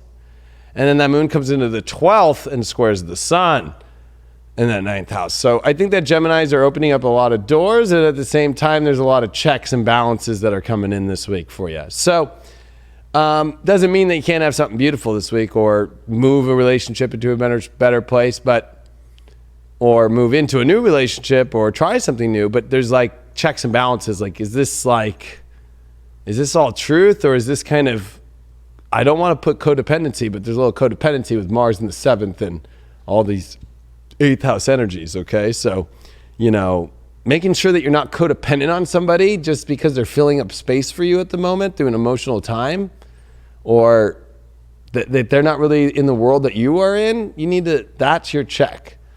If it is the world that you want, it's all the other things, and man, this thing can go in some really awesome directions. So, just want to put that out there. And this is the last week of Mercury out of shadow, so you better understand all this stuff before you come into a crazy Mercury retrograde. You got heaven and earth reversed. Yeah, I feel like there's still something weird with Geminis, and this might be just about me. I don't know if you're just dating somebody, or even if you're single and you're dating, or if you're in a relationship, but there's something like the connection is still off in a weird way, or it's not fully there. That heaven and earth reversed also, was like, to me, it's a lot about whether or not there is a divine energy that is purely there, or if it's just more mundane, right? Because when heaven and earth are connected, it feels extremely positive, and you can feel positive in heaven and then positive on earth. But I feel that there's something about this feeling like still there's two different energies that are not linking up. I'll give you a clarifier, and you got the King of Rods. Ooh, it's like, I think that you're excited about something that still you're trying to keep putting everything you got at it in your best intentions. And I think that other person might be too, but there's still something off there. Your challenge card that you got is the 9th house, and that's where the sun is, and it's faith. I think that the challenge is still not seeing the same world, the same understanding, the same religion aspects. And I got a feeling that this person as well is never going to shift that space. Oh man, I lost a die. I will get it when it gets to that. It's been a while since you've done that. Huh? It's been a while since you've lost a die. Yeah, and I know. I wasn't even rolling them either. And this is a 33 card. I feel, again, that you've been almost relying on luck on this relationship, and it's been lucky to get to this far, or this connection that you're dealing with right now. And if you're single out there and you got nobody in your life, you know, maybe you've lost complete faith and you need to have some, and you need to realize that you're going to get that heaven and earth if you keep showing up. That's for the singles, like not dating anybody, not talking to anybody. But if you're talking to someone right now, or you're dating someone, or you're in a relationship, there's some really big faith issues here. This thing's been like running on weird luck that's kind of running its course out. Like you don't have much left, and it's like a drug person looking for their drug dealer, like a drug user looking for a drug dealer, and there's no more drug dealer left. Like, and so withdrawal is going to come this week. And you got water, so this is a cleansing that needs to happen, and a deeper emotional level. It's like there's something about this lacking deep emotion, but that's what you need to move everything towards. And you've got to deal with the disconnection of the different worlds and perspectives. And even though I think you've been putting your best at it, and even maybe the other person has, you got to realize that maybe because you're putting your best at it and that person is, it's like still not wanting to change. King of Rods will not change its mind on what it loves and how it loves. And especially if it brings in faith. Like it's not going to let go of its way of it seeing how it should be and life should be. There's a lot of shoulds. And I do feel that, you know, even though the outcome here is water, which we can look, let's get a clarifier on that. Yeah, God, 6 of Wands reversed. So, you know, I think that, you know, maybe it's not as successful as you might want, and you can keep this, but it still will always kind of feel like it's not really the end all be all, or what you would really want to champion with. Your overall over the challenge card is the Tower card reversed. Oof.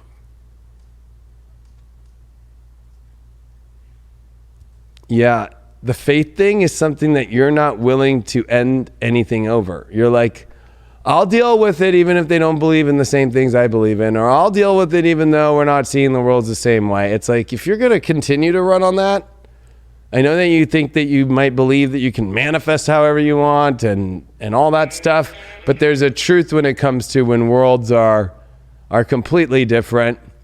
And you can really, sometimes it works, sometimes it doesn't. But this Tower reversed is saying that you are definitely trying to hold this thing together with little luck left or zero left. And we'll see if the Tower works without somehow this always being luck. Or are you creating the luck by constantly just trying to overfight for this? I'm feeling a lot of overfighting, and it's still not, and not like fighting like negative, but like fighting for something to reach some sort of really powerful, successful place, and it's not showing up that way. Oh, we got lucky. Perfect. I love it when we're lucky. Oh, geez. Can't take this guy anywhere, can we, Leo Kingdom? Okay, we got the Sun and Leo in the 4th house. Yeah, this is dealing with your happy emotions and needing them to be fully there. I think that there is joy there, and I think that there's, but you know, are you going to feel fully wrapped around and encompassed as nurtured if there's a lack of understanding in a lot of areas? I mean, you know, this is a time for you to really get down to your true emotional self and find what makes you really happy. And maybe it's those faith, those beliefs that make you really happy in life. But if that's going to be not there, how are you going to fully get the emotional world that you want? Those are questions that you're going to need to get answered this week.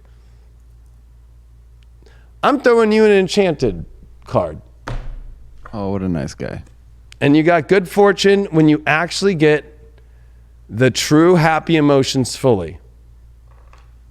So there you don't go, play Gemini. around with emotions that are not fully there of happiness. That's not going to bring you good fortune. And good fortune could come from the situation by just diving into it and making it really, truly be dealt with, because this Six of Wands reversed is not looking too hot with the emotional self.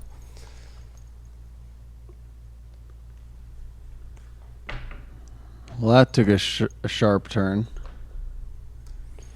Well, Geminis have been going through Jupiter, Venus conjunction in the 7th, and then they have all the 8th house, and then they have Mars now in their 7th house. So, and then they're getting ready for a Mercury retrograde in their 10th.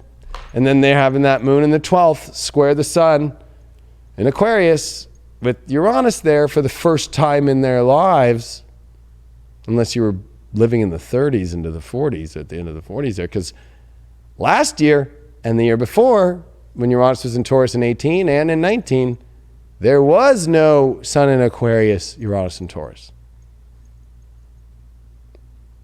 That's a curveball, Gemini, that you haven't been ready for. All right. When you're throwing a curveball, you want to sit on it. You don't want to rush into a situation. You got to let it come to you. We got Cancers. Oh, people were guessing that Cancers were coming up next. Wow, they're all super psychic. Yeah. Cancers. People said they heard me whispering, but really I cracked my back and it felt really good. And so I let out that. Say that again. I made an interesting noise. Oh. And people were saying they didn't know if I could hear, but really I cracked my back and it felt really good. So I was like, Well, that gives me the felt liberty good. to You gotta snap it into place. And I got my shawl on now, so it's getting a little crispy in here. But I still got my cacti. There's a cacti on the shirt. I still got that. Don't worry. Oh. I'm wearing my John of God that we got from that guy at UAC in Chicago. Oh, nice. I said, because he told me, he's like, this thing will always clear your liver, your kidneys, and your health. And because of the coronavirus, I'm like, John of God is on. So this is my coronavirus. I'm going to wear this thing until that thing goes away. Do it. I'm not kidding, everybody. This is a beautiful piece, too. It was like expensive, too. And I got it for free. The guy was so cool. It was like $500 a piece. He was like, here, you could have it. I was like, what? There's nice people out there, but holy shit. And we got, what's coming up in a couple weeks? Aren't you speaking in a couple weeks? I am speaking at Conscious Life Expo next weekend. Life Expo. So that's Conscious Life Expo. Me, 8th? Susan Miller, Coyote Star, Deborah Silverman. What's the date of that? It's on Saturday, I think, February 8th. So this weekend. No, next weekend. This weekend's February 1st and 2nd. Oh yeah, true. Super Bowl. Come to Conscious Life Expo too. That, I think tickets are $20. I have no control any of that stuff because it's Conscious Life Expo. It's the biggest Conscious Life Expo in the world. So there's a lot of people going to be there. Bashar, of course, Susan Miller, me, but like some of the headliners are David Wilcock. I think they got, you know who's going to be there is, what's his name? Fucking Russell Brand's going to be there. Oh, yay. Yeah. So, Conscious Life Expo. And the astrology panel is bomb. They loaded it up. So, it's going to be fun. I'm ready to get conscious. I'm gonna find. I'm ready to get Cancer. Okay, a whole new of world. the zodiac sign. You ready for some crabs? Cancer. Made you think there for a minute, huh? Well, I'm actually I'm thinking about your thing, and then I'm thinking about their astrology right now, and I'm kind of. This is my look at Cancer. Is like some Krabby Patties. Especially because one, it is the 8th house, Sun and Mercury here. This is dealing with your truth, depth, being transparent, being connected. And then we've got all that Capricorn still in your relationship house. So there's a lot still going on with relationships with Saturn, Pluto, Jupiter, South Node. And then, of course, we got the Sun and Mercury. And this is the last week of Mercury out not in shadow, about really kind of investigating the depths of what you really want in your life. I think that you're really going deep trying to figure out what you want. Now, the Mars is in Sag, so this is your 6th house. What is the lifestyle that you want to have? That's a big question, and it's been making squares to Venus, Neptune in your 9th house. What's the fantasy and the dream that you want to go live? Well, you got to go towards that life. But I think this week with that moon in Aries, that's going to be about your career path. Ooh. Is this a career path working with the partnerships? And if it is, good, but maybe you're going to need some more fantasy to that. And then the moon in Taurus, which is the 11th house. It's like going to places you've never been before, worlds, people, social situations that you've never done before, not going backwards and doing the same kind of people, the same kind of situations, because you're not going to advance your life or your career at all. Let's see what the cards have to say.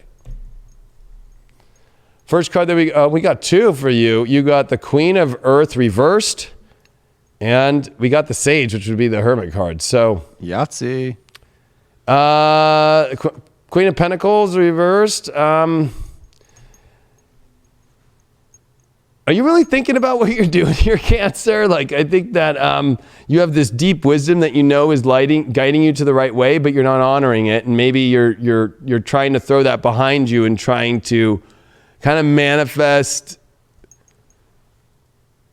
not from a wise place. Or maybe that you're holding on to something that's not really guiding you anymore in a good direction. You got to be careful this week of being guided in the wrong direction. If you're dating right now, you might be guided in the wrong direction, or you might be going in a wrong direction that's not good for your self-worth and not good. And it's not like Queen of Pentacles reversed, especially in love readings, like, it could take you into some really weird places where somebody's taking advantage of you or like using you or something like, that makes you feel like you're, that's so funny. That's my alarm. The Eagles. So make sure you know where you're going this week and you're coming from a wise place. And make sure with the Queen of Pentacles reversed that you're not sacrificing your self-worth and lowering your standards anymore either. This is like where she lowers her standards, Especially with the Hermit there.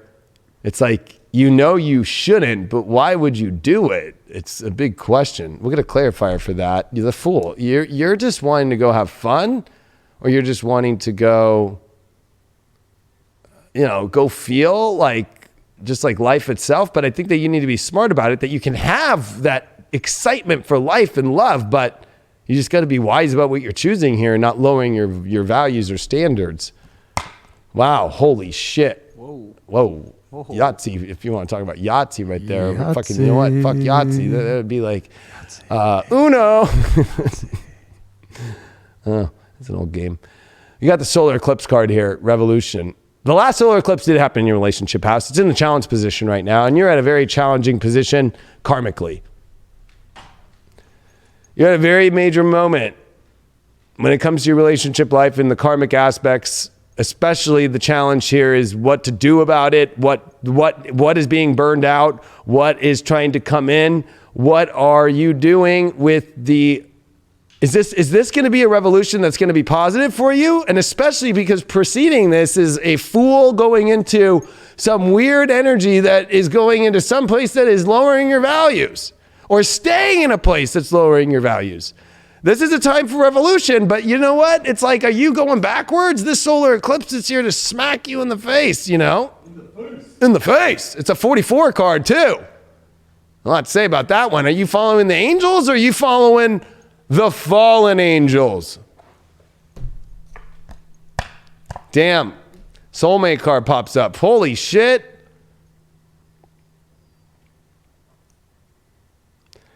You definitely have some soulmate questions going on in your life. That's the overall aspect. But, are they coming from your best value into the new world that you want to go into, and it's good for your career. And that's what the astrology says. But these cards are saying the wise one, that is, she is knowing and valuing herself and creating an abundant world instead of throwing that all away for some foolish situation. Or are you foolish for staying in something where you're not being valued and it's not getting you something? Don't be a fool. You need to go towards where your light is being guided towards, that is wise, that you know deep in your heart. And that solar eclipse challenge is, are you ready for true revolution, or are you playing on kind of an over dramatic solar eclipse revolution that's just a quick in and out for a quick fix? Soulmate energy is definitely around majorly for you. We're going to get clarity on that soulmate. It's King of Pentacles reversed. You do not want to go with somebody who says that they've got all their shit handled and together, and especially anybody who does not have their manifesting energy together or who lacks self-worth and confidence.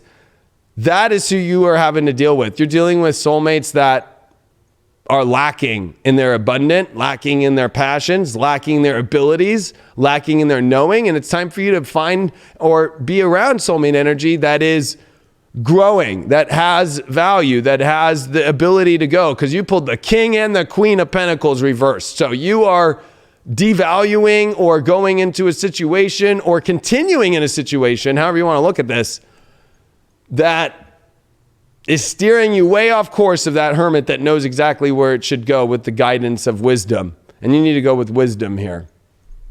And you got the Temperance card over that solar eclipse. What is beautiful? What is truly beautiful to manifest the spiritual journey of your life that is abundant and beautiful? That's what the solar eclipse is trying to help you understand and revolutionize towards. But if you're going to something that's weird, crazy, or more importantly, devaluing yourself, that's not going to be giving you the temperance you want. That's going to be giving you the craziness. It's not going to feel beautiful. It's not going to feel good. It's not going to feel enriching. And I feel that for you, it's like it's like lowering your standards of enrichment in yourself by either staying in a situation that you know you're not being enriched in, or going in a situation that you know you're not being enriched in, and knowing how to find the eye through the needle of what is. What is? We'll ask. What is? The Death card reversed, or upright. Sorry. It's like, wow. I mean, I think what is like a place where you are going to transform your whole life to a place you've never transformed before. But if you're trying to transform your life by staying in the same energy or going towards an energy that you've done before in your life, that's not going to work. Gosh darn it. This freaking thing. We did get the ninth house with the South Node in Cancer. All right, Cancers. You need to focus on the environment that's going to get you farther instead of trying to keep believing in some emotional bullshit that's taking you on some journey that's not going to take you where you want to go, especially career-wise and especially in relationship-wise, because this is a South Node in Cancer in the ninth. It's almost like you believing in some really weird thing that you know is not it. And then with the North Node in the third house in Capricorn, this is about really starting to figure out your relationship life and also understand what holds stability, what holds some sort of better authority for your life and in yourself, that you are stepping up and growing up. This is like also ninth house Cancer South Node is a little bit like a little baby energy that is, you know, trying to search to feel loved. Like a motherly love, but are you turning into that love, or have you turned into somebody who's just giving all of your emotions away and getting none back in return? And I would caution against long journeys to find happiness, or foreigners, or people that just are really far journeys away. Because ninth house deals with a journey to get somewhere, and third house deals with a quick trip.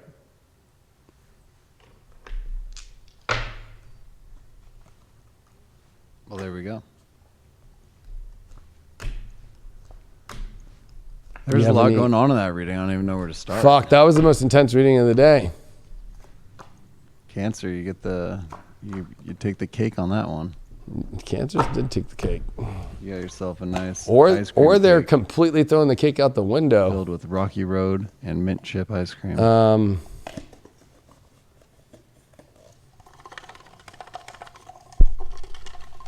We're about halfway done. Huh? I think we're about halfway done. Pisces.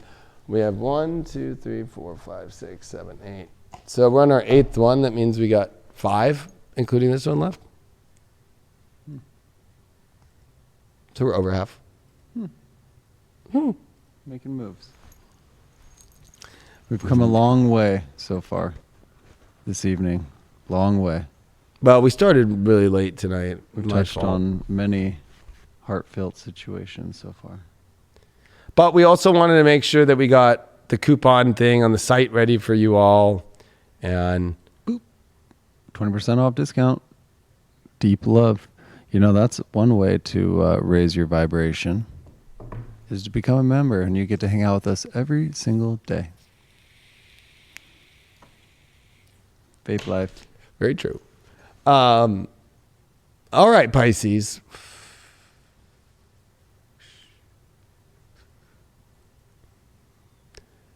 Venus is in your sign.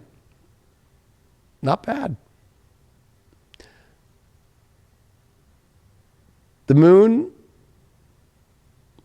not bad. Aries. Aries, second house. It's got Chiron there. It's going to score Saturn and stuff, but it's going to make nice aspects to the sun in Aquarius, which is your 12th. I feel that you are just trusting the universe right now and having to go with the flow. But I think that where you're not going with the flow is definitely when it comes to the people that you associate with. I mean, I think that it's good to have friends. It's not about leaving friends. But this is about finding new groups and new peoples that are going to take you to more of the life that you want to go towards. And I think that is a great time for love because you have Venus in your sign. The moon's going to be in Aries. So you're really with Mars in trine, right? It's like really looking for something that you could build something positive with. The moon in the second, 10th house, Mars. Like this is definitely a time to go for things in that you want to create and build. The sun's in the 12th house. You're super psychic right now. You're also sensitive, but I think at the same time, you've been clearing a lot of junk out, a lot of old past stuff. But with this moon in Taurus, this is going to be the first time the moon has squared the sun in Aquarius with Uranus and Taurus. This is going to be a time for you when it comes to the environment that you're at. If it's really conducive to your spiritual happiness and being around an environment that is going to be much more positive and communicating what your soul really is feeling. It's going to be very important, and not dealing with people who, you know, might be stimulating, but not might be spiritual. There's a lot of stuff here. I think it's going to be very important for you to not, and I think with this Mercury in the 12th, you know, it's like a little hard to determine where things are going and where everything is at with love. But I think that this is where you shine, is the 12th, is where you are able to see the future in ways that others are not. And you're able to tap into energies that others are not. And you have an amazing ability to do that. And I think that this is a week for you to tap into that. But you know what? Anybody who is not tapped into that with you, and it keeps bringing you to the same, like there's something about this 11th house that keeps bringing Pisces back to the same people, not just like love-wise, but like for security of like feeling of control in your life, like going back to the same group, whether that's friends and family or whatever. It's this same group that you keep going back to, but that you're not finding anything when you go back there. You got to go out and you got to seek now. And with Mars in your 10th, you got to make moves because Mars is not coming around again for 2 years in your 10th to make big decisions in your life about your long-term goals and about to build something beautiful. And you need to have relationships that really are supporting you and creating something in your career and so forth. Your first card that you got is, wow, you got the 10 of Water. So this is a very amazing, this is the 10 of Cups. Like this is like coming into a beautiful, beautiful heart-centered space. Like this is abundance and happiness and love and magical love. So this is one of the best cards in the deck for love. So Pisces, you have something beautiful this week that you are focused on, that you are looking towards. And, you know, you can't be afraid of that. You know, I think that this is going to be a time for you to really, you know, step into that energy, not be afraid of it. I think that this is about a time for you to realize that there's so much beauty and harmony in love, but you have to be willing to make your life in that space. I'm going to get, the clarifier is, yeah, you feel wounded. You're letting old past wounds, or you're even letting insecurities in yourself, or you're playing victim that this magical journey of love is not possible. You need to stop that shit right now. Your challenge is the Saturn return of age. You're acting more like a grandma or grandpa than anybody on the zodiac this week with love. You need to stop that shit. You know what? You need to stop acting like you're playing the wise man or the wise woman, because the truth is that is restricting you from this beautiful love. Saturn return, age card, sure, we all have to go through it. We all have our rite of passages, but this is the challenge is, you know what? Maybe the smart, wise person would go for the happiness and love and not hold any kind of wounds or victimization or, situations like that, and not restrict themselves and turn themselves into kind of an old energy.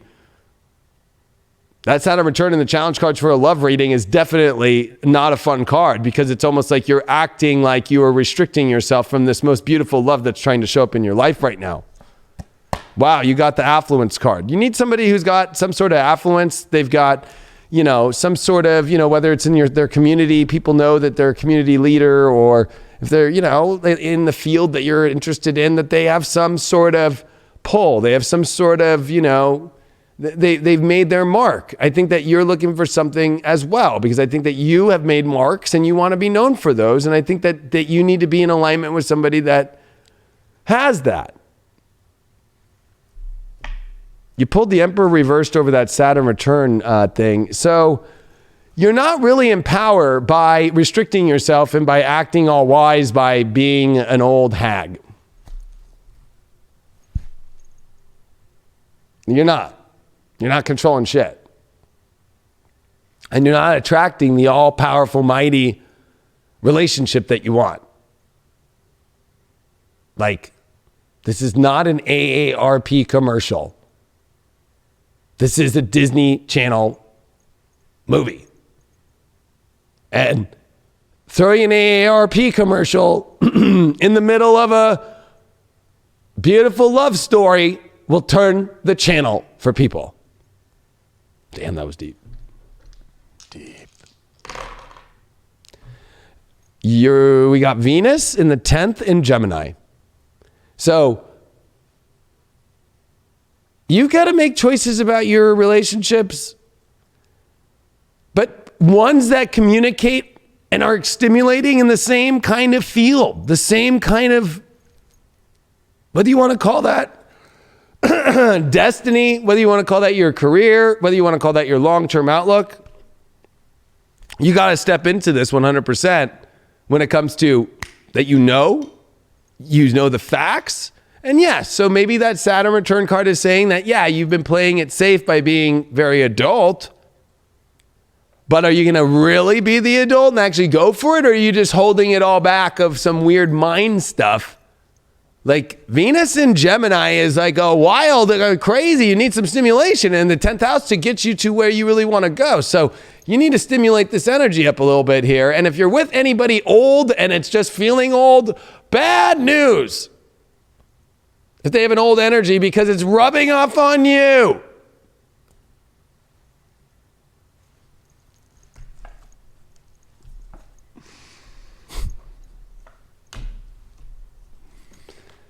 All right, I need to go grab some water real quick. I'm extremely thirsty, and I cannot find my water bottle.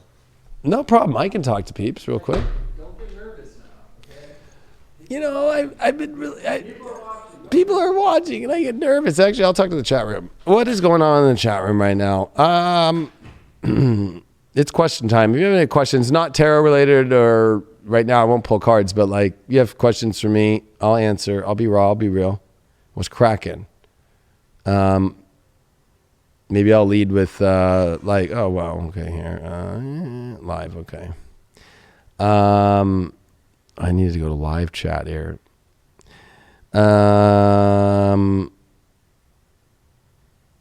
Okay.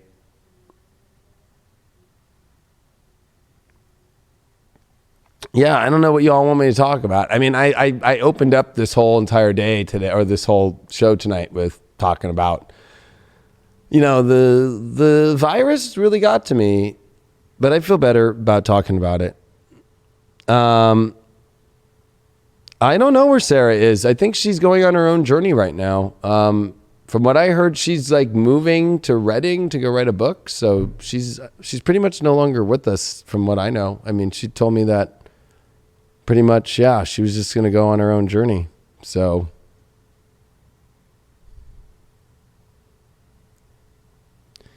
I don't know when I'll be back in Chicago. I've done Chicago twice in the last decade, talking and tour, so we'll see. We don't really have any tour dates right now. Pie or cake, Leo King? Pie. I love pie.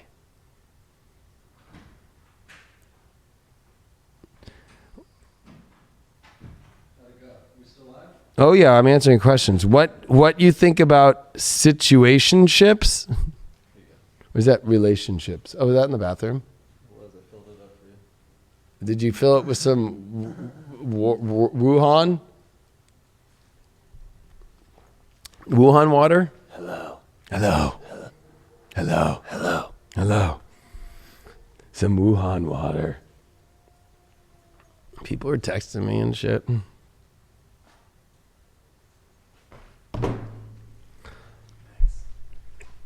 People miss Sarah Posh. I let them know that. Isn't she going to Reading? Yes. So, yeah. She's writing a book. Writing a book. We miss her too. I hope you all know we all love Sarah here, and she's been an amazing part of High Vibe, and I just want to thank her. She's been awesome, and I hope you all continue to follow her on her journey. Yeah, people, on their paths take them into far off lands, It brought her here from Nebraska, and now it is bring her to a new destiny up in the clouds. Right? Right. Right. I'm reading some of these comments. Do you travel, Leo King? Unless it's worthy of my time. I'm not one to just go travel. You can find me at Chief Mojo Rising with 2 E's. That is Chief Mojo Rising. 2 E's.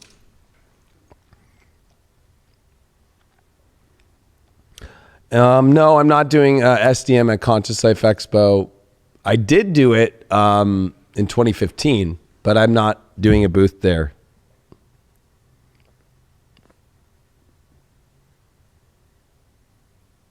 My cats are doing good.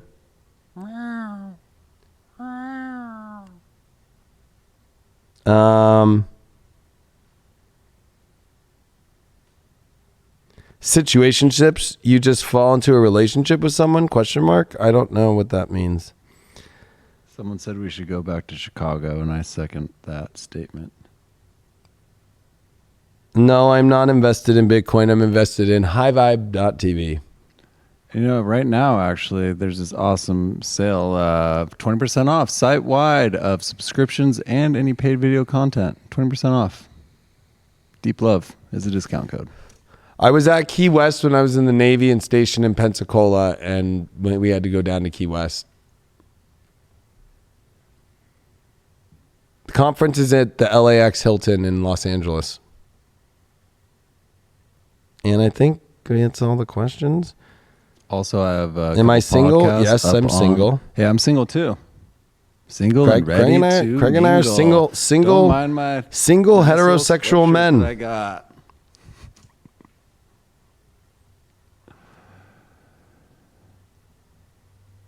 What were you saying? I don't know. I was just being an ass, pulling my sweatshirt over my face. Are we But I also hiring? was saying that Not about- at the moment. Right now, Craig and I are doing a lot of the legwork and shifting the company around. And we are looking for people that are local.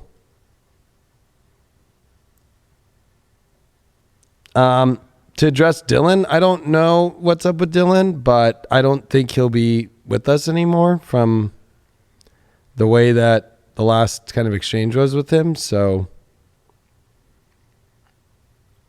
but again, that's all, I don't know. So,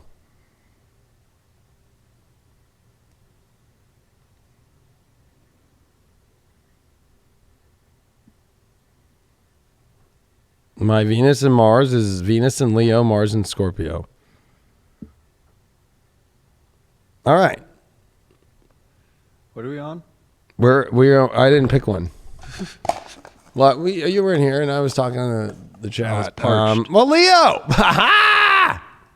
And that concludes this portion of Deep Love Tarot. We'll just cut it off. No, there's still Sag. There's still, here, I'll give people. There's still Sag, Aquarius, and Virgo. Wow, wow, wow. Boom.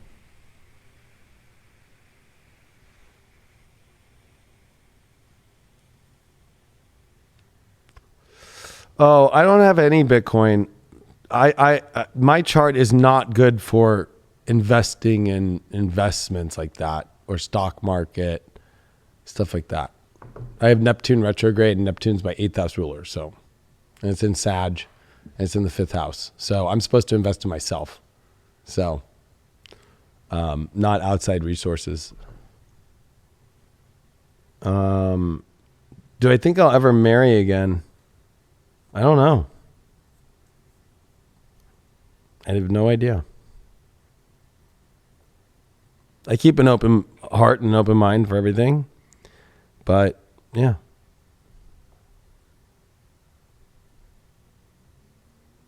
Yes, Jupiter, I will take him to the vet. I don't know what that means. I mean, if they got to go to the vet, you got to get them. You got to get them all fixed up. Got to take those crabs to the vet.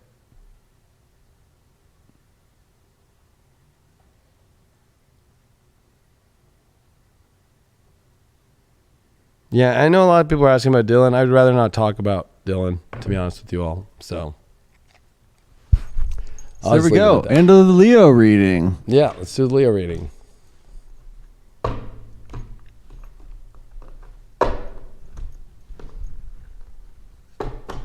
All right, Leo. Sun in the 7th house. Moon in the 7th house. That just happened. Woo. A lot of relationship stuff going on for Leos. And Mars is in that 5th house, fired up. So there's a lot of love, romance, and relationship stuff. And then smashed in between there is all this Capricorn of like, how is this going to work in your life? Or who's going to fit in your life in that way? And then, of course, this moon, well, the Venus-Neptune moon that was in Pisces is like, you know, who's really in, who's really out? Could be a little confusing there. Who really wants to be part of the kingdom and who doesn't? Or are you into it or are you not into it? That's more of a personal space of looking at it. And then this moon in Aries goes into your beliefs and the world that you want to see and if it fits with the reality of somebody or not. And then this moon in the 10th is about picking partners that really are going to go on the long-term haul with you and the ones that believe in the same kind of vision of career path. And if they don't, well, then it's not going to work. Let's see what the cards have to say. We did get, what is this? Oh, this is the 6 of, you know what's so funny? This is a weird card, but it is the 6 of fire reversed. So maybe you've had some relationships that you thought were going to be successful, not be, you know? So maybe you're not done on the quest. Maybe you still have to maybe look at it that way. Maybe it's like, maybe somebody is done, but that doesn't mean that you stop your quest for love. Like just because something doesn't work out, or maybe because if something hasn't been working out, or maybe if it's, you know, your goals haven't been met in a relationship, doesn't mean to give up. You don't come back in until you're ready to get the honors with the 6 of Wands. So I think that, you know, when we look at this card at it, it's a really beautiful card, actually. You know, this woman is beaming out these beautiful rainbows and the chakras and the heart at the center.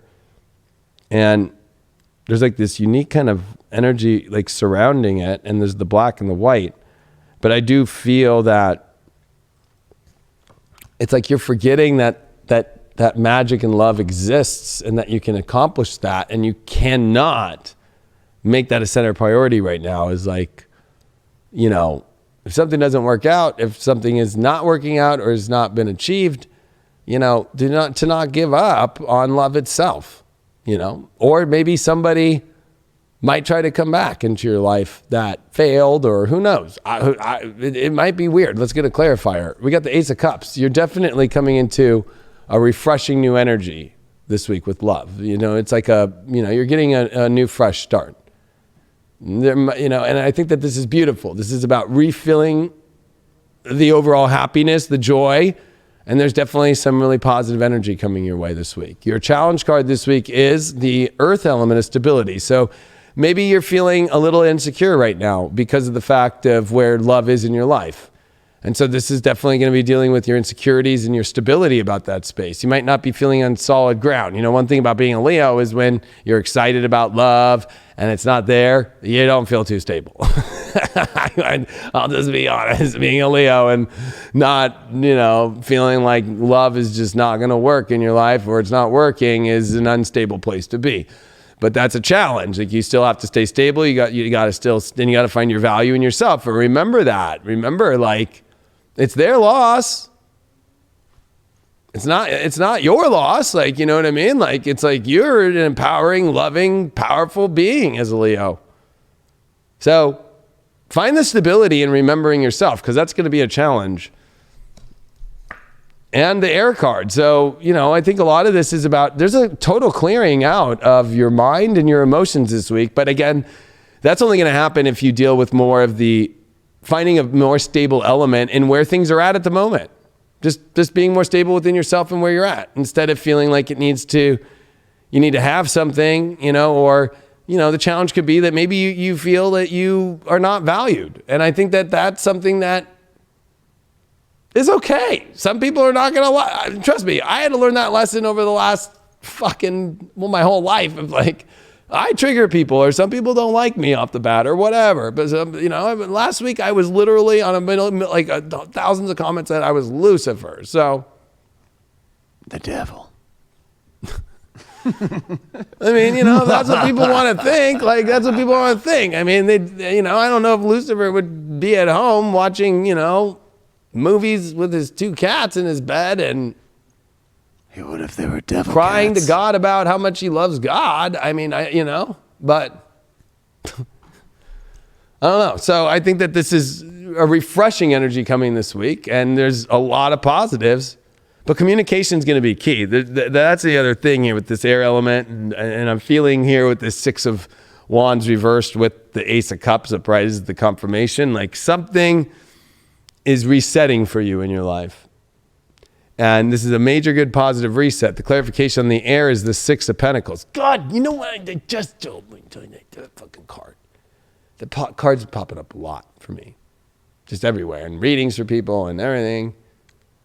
Like, you're finding a much more stable position in knowing that once you're in a good place, which I think you are in a good place, and that's the challenge, is you don't think you are. You're in a great place and you need to own that stability, and great things are going to happen for you this week, especially with work and finance and so forth like that. That's going to be the positive, more place to put your head, is that things are more secure and safe than you realize. Just because something hasn't worked out, you got to refresh your emotion there. And you got, it's not like you have to do a cleanup. It's just like you got to just go back out and not be afraid to go triumph again. And you got the Hierophant card over this stability and earth element reversed. So this is like maybe that, maybe it's about, maybe you built a tradition over being unstable emotionally, value and seeking value and making it about seeking value, when really it's like, maybe try something different now. Maybe it's about pulling out of like the way that you feel that you need to be valued and just valuing what you have now, and trying something different, trying a new way to find the beauty within you, and pulling out of kind of these traditions that you've been doing. Like, you've been kind of in your own ritual that's not been actually manifesting the stability that you really want. So I think that you're getting out of a major pattern this week, dealing with your self-worth and people who are not valuing you, or people who are not seeing that value, and just letting that go, like, and getting out, and that's okay. You know what I mean? And I think that this is about just like letting the past be the past and letting whatever be and showing up just as you are. And if anybody wants to show up and love you for the way that you are, that's the way that it's going to be. If everybody wants to criticize or whatever, then let them do that. Don't get involved. Know your ground, know your stability, and know that you're not the Pope. Like, you know what I mean? Like, you're the opposite of the Pope. You have a connection with God that's not because people chose you to be, just because you choose to connect with God and just be love. The Pope has to try and prove itself. And I don't think that you need to try and prove that you're the almighty, perfect person anymore, to lovers, to anybody. You just got to be you. And if people are going to love that or they're not.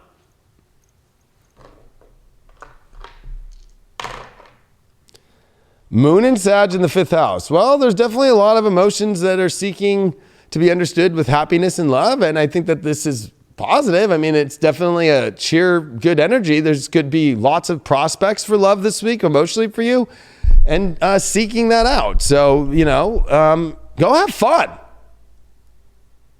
That's when you attract love, is when you have fun. Good thing I'm fucking DJing tomorrow night. That's it for Leos. It is going to be some fun. I mean, I think it's a pretty simple one. Just go be a Leo again, Leo. Stop pulling yourself away from being a Leo.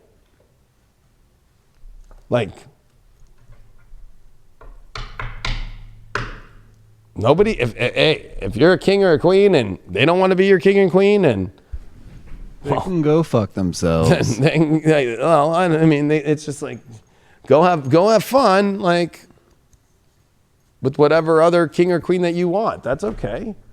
Because no Leo wants somebody in their life or is going to give them shit if they don't want to be part of that kingdom. You know what I mean? It's like...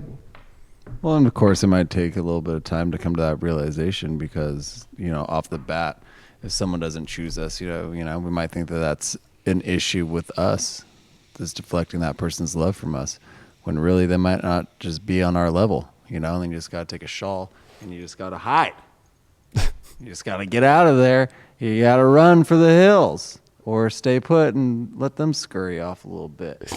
You look like you're from like the 1300s. Like, I'm ready to go. You look like one of the guys that used to like bring people to the gavel and chop people's heads off. Maybe I am. Maybe I was. Actually, well, we talk about it on Full Disclosure a little bit about Craig's past life stuff. And I think that maybe it was more the opposite. I think that you were after guys like that. Yeah, it's true. It's true. It's true. All right. Last 3 signs here. And what do we got?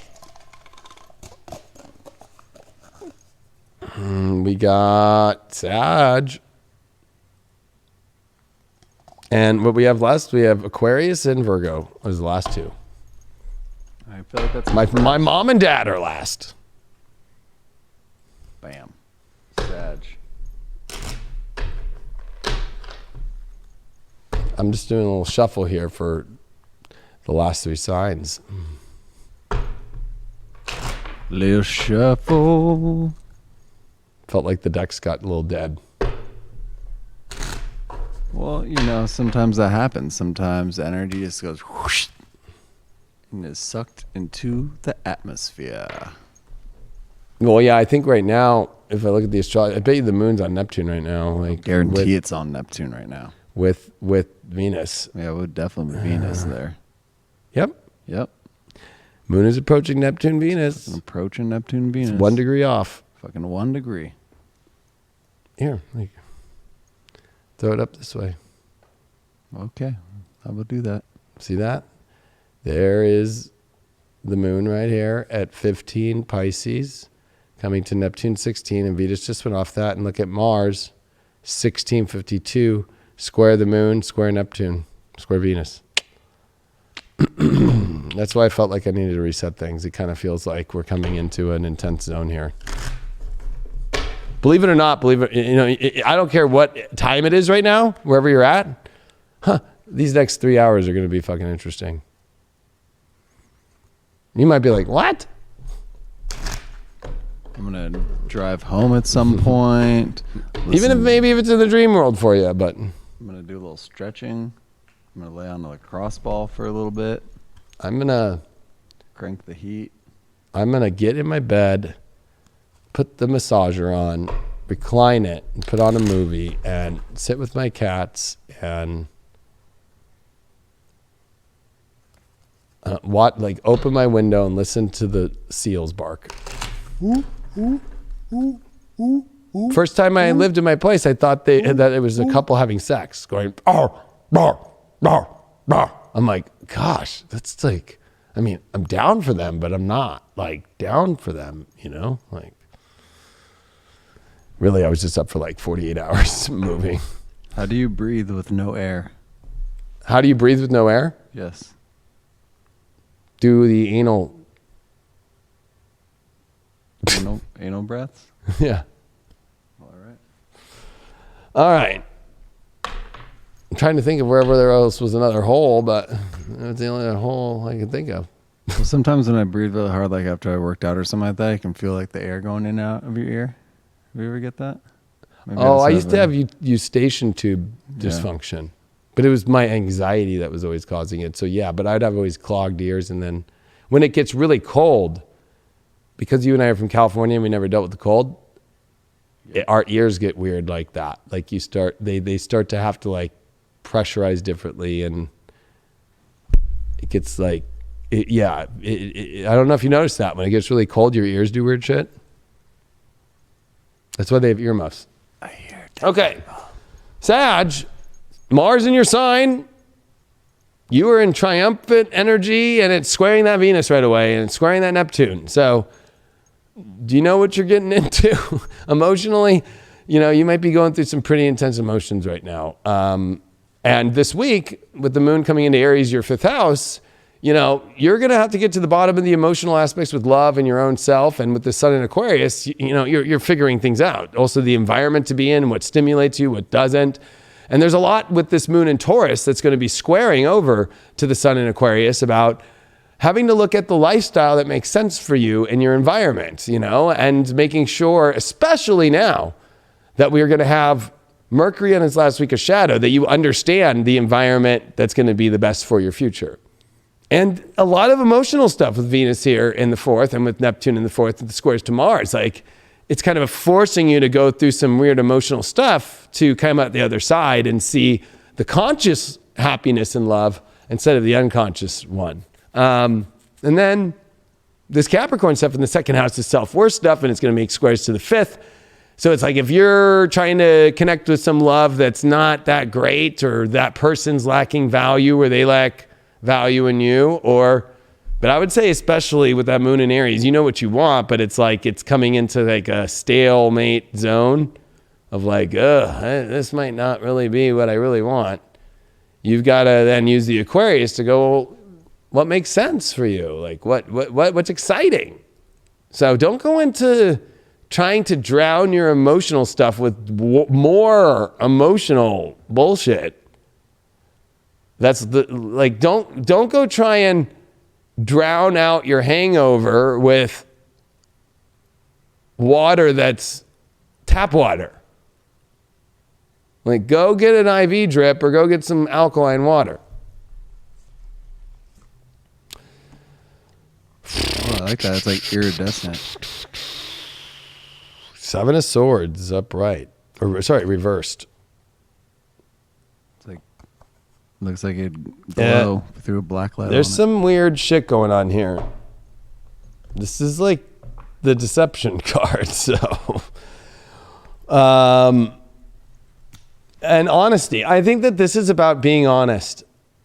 I think that you're dealing with a lot of situations right now that it's very hard to determine things because there's a lot of weird dishonesty, or there's a lot of weird not able to really communicate, and it's reversed, so it's like it's not as bad as you think it is, but don't continue it.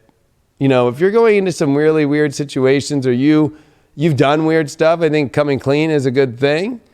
But I also think that it's a time for you to realize that, like, you don't want to continue down some really weird paths or with weird energy that's got some really darker, shady vibes. And I think that that's going to be something that you're going to have to pay attention to very clearly right now. Is there's a lot of cleanup on aisle shady within yourself, and choosing a partner that might be continuing that shady vibe. Your clarifier on that is the Ten of Swords reverse. You're not wanting to stop this pattern, and you must, because it's going to be detrimental to your love life and cause a lot of anxiety. But if you actually are honest and you go to a much more honest and more pure energy, you could actually remove yourself out of this cycle. You did pull as your challenge card the fourth house of roots. So I think your challenge is where to live right now, or where to put your emotions, where to grow the tree of life. This is the tree of life that is from Cancer to Capricorn, to grow the biggest, greatest life of your life. But you got to be careful in where you're putting your energy emotionally, even where your roots are, your location. But there's a lot of emotional issues here, and there's a lot of emotional issues here, especially because there's a lot of shadiness or cloudiness or, deceptive energy, or even you deceiving yourself about things, or you just really kind of lost here. And I think a lot of it has to do with a lot of things of being around energies of people that really have been doing some really weird stuff and involving you in that weird stuff, or being pulled into that. And you can pull out by just coming back into the light, into the love. You did pull the veiled card. So you know what? Wow. And I just reshuffled all the decks. That you did. I saw it. I think everybody saw. So Sag, what is it that you are hiding? Because it's gonna come out. Let's get the clarifier. Oh my gosh, you're hiding in a very toxic situation. Something that's making you sick. This week you need to be very careful about going into something that's been making you sick constantly. And trapped.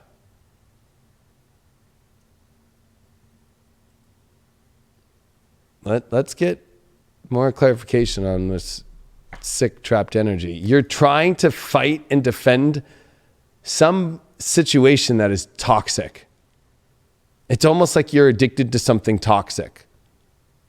You're addicted to something that you've done before, Ten of Swords reversed, that's not going to work, that's really making you go and almost going to, I don't want to say this, but I'm going to say it with Seven of Swords reversed, like by not thinking clearly, like deceive your whole self and your whole sovereignty of yourself. And you're defending somebody who is totally not good. They're veiled, they're toxic, and they're sick.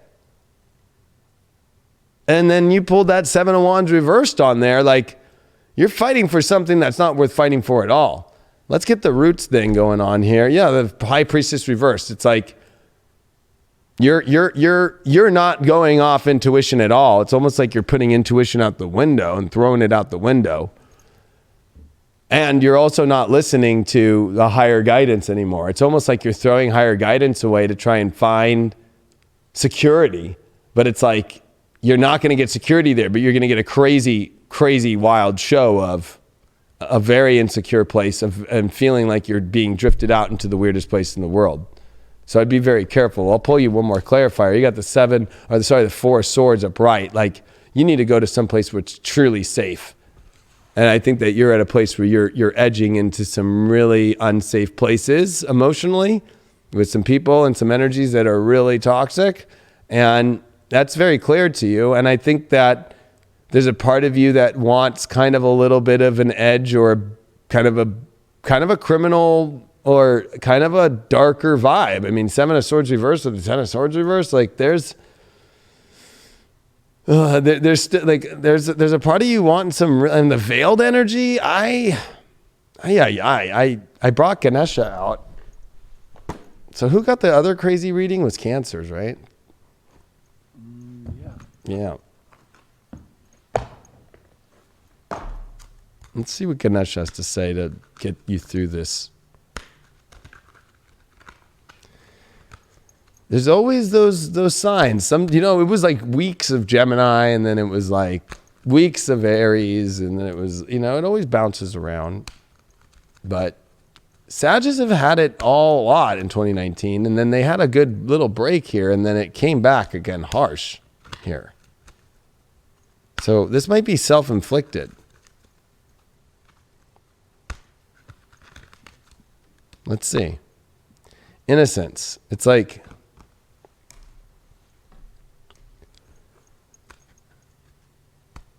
you need to go back to your true innocent self and see what that is going to bring love for you, instead of trying to. Reminds me of like a teenager that leaves their innocent self to go be a bad kind of energy, right? Like a rebel or something. That Ganesha is not going to open up stuff unless you come from your true, deep, emotional, innocent place. Because you're running into sick. You might even get really sick, or you might take on somebody else's veiled sickness or an entity, possibly. Maybe about the sick thing, you got relaxation. You need to go to a place to where you can truly relax. And with this whole shady energy, you got spiritual practice. Yeah, if you're dealing with somebody that's not in the spiritual realm or not spiritual practice, they're not offering true innocence to you, and they're actually not an innocent person. They might even be shady. And you don't have a place where you can truly relax and just feel comfortable and safe. Like that's your way out. I just gave you a total Ganesha reading on top of that.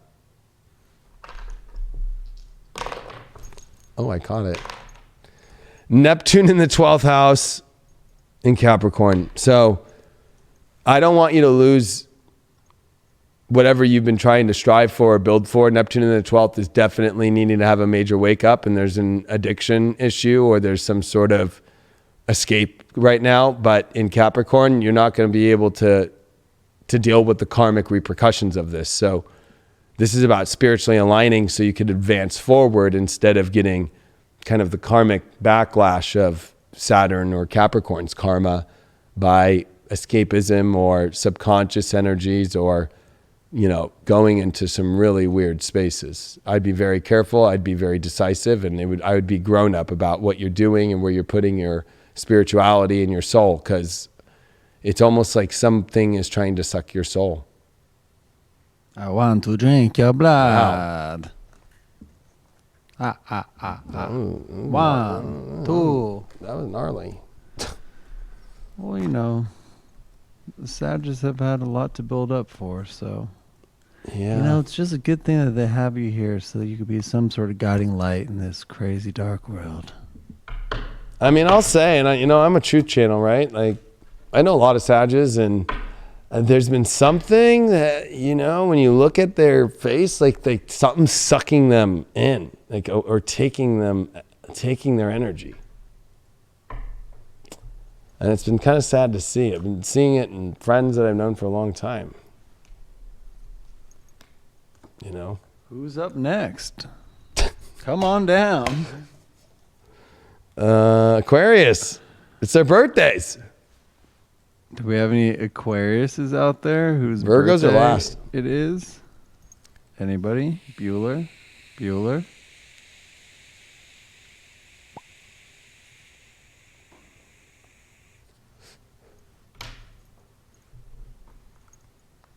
Were we ready? I was born ready. I was pulling up the chat. We lost our 1,000. We're at 957. Andrea says, you just blew this Sag's mind. I've been feeling a vampire's energy bad. So nice work there, Leo King. David knows how to cook a good steak. Do I? Probably. Craig usually cooks not. the steaks when we go on races or tours. True. I am the cook. I'm really good at like making like the instant anything. He's really good at eating beef jerky from a bag and drinking Sprite. He's good at that. Real good. I can cook if I really put my mind to it, but I tend to like to sit around and smoke cigarettes and watch people do it. It's okay. I like to cook. So it's I like to be the person giving the person conversation and be like, you're doing a great job. Yeah. All right. Can't have too many cooks Happy in the birthday, kitchen. Aquarius. Love-wise, you know what? This Venus is in the second house. Like, I think that you got to own that you want magical love always, Aquarius. You do. And I think that you got to know your self-worth and your value. So this has been a sensitive spot, maybe about money or self-worth or physical appearance that's been sensitive. But we're going to see a moon in Aries this week. That's going to be an aspect to the sun in Aquarius in your sign. Like, this is about really starting to communicate and show the world kind of a redo that you've been doing here about your self-worth and your confidence. And that might attract people in a new way. But that moon in Taurus is dealing with some heavy emotional stuff for the first time ever with Uranus and Taurus, with the moon in Taurus squaring the sun in your sign. You never dealt with this. That you're about to kaplunk into the deepest emotional situation of your life that's random, wild, and different this weekend, and confronting in what you need and what you are. And also all this Capricorn energy in your 12th is squaring over to the moon when it's in Aries. So, you know, communicating from where your soul is at might be difficult, but you need to find people that understand that, and you need to find people that are compassionate about that. And with Mars in your 11th house, you need to still be social while going through kind of a really weird personal, I don't want to say crisis, but a personal upgrade in your self-worth, and a personal upgrade of speaking in what you want, and a personal upgrade in soul evolution of, like, you know, you're kind of in a space between spaces that is really weird, and you got to hold your faith still, and you've got to really be in deep spiritual alignment. So partners right now is a really weird space for you. I would say that more Aquarians, even if they're in a relationship or not, feel more disconnected right now in partnership energies than ever. That would be my prediction. Well, you did pull the 4 of Cups, so it's almost like, yeah, it's like good things are trying to come at you or have come at you, and you're kind of pushing it away, or you don't know what to do about it. I think that you don't really know what to do about emotion and love right now. You're in a very confused state about emotion and love, and you almost don't know what to do. It's like you want it, but then you don't. It's like you're kind of in a hesitant space. We're going to give you the clarification, which is the moon card reversed. You know, it's like you're not revealing where your emotions are fully at, but they're going to be revealed.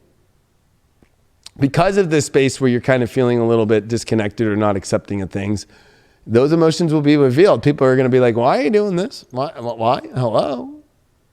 Or nobody will want to show up at all. So I think that it's important for you to reveal whatever creepy crawlers are there, and realize that people are more accepting when you're honest about it than, you know, kind of like trying to hide anything. This is definitely not a time to try and hide your feelings or emotions, and also kind of energetically pushing energy away that you kind of want is not a good vibe.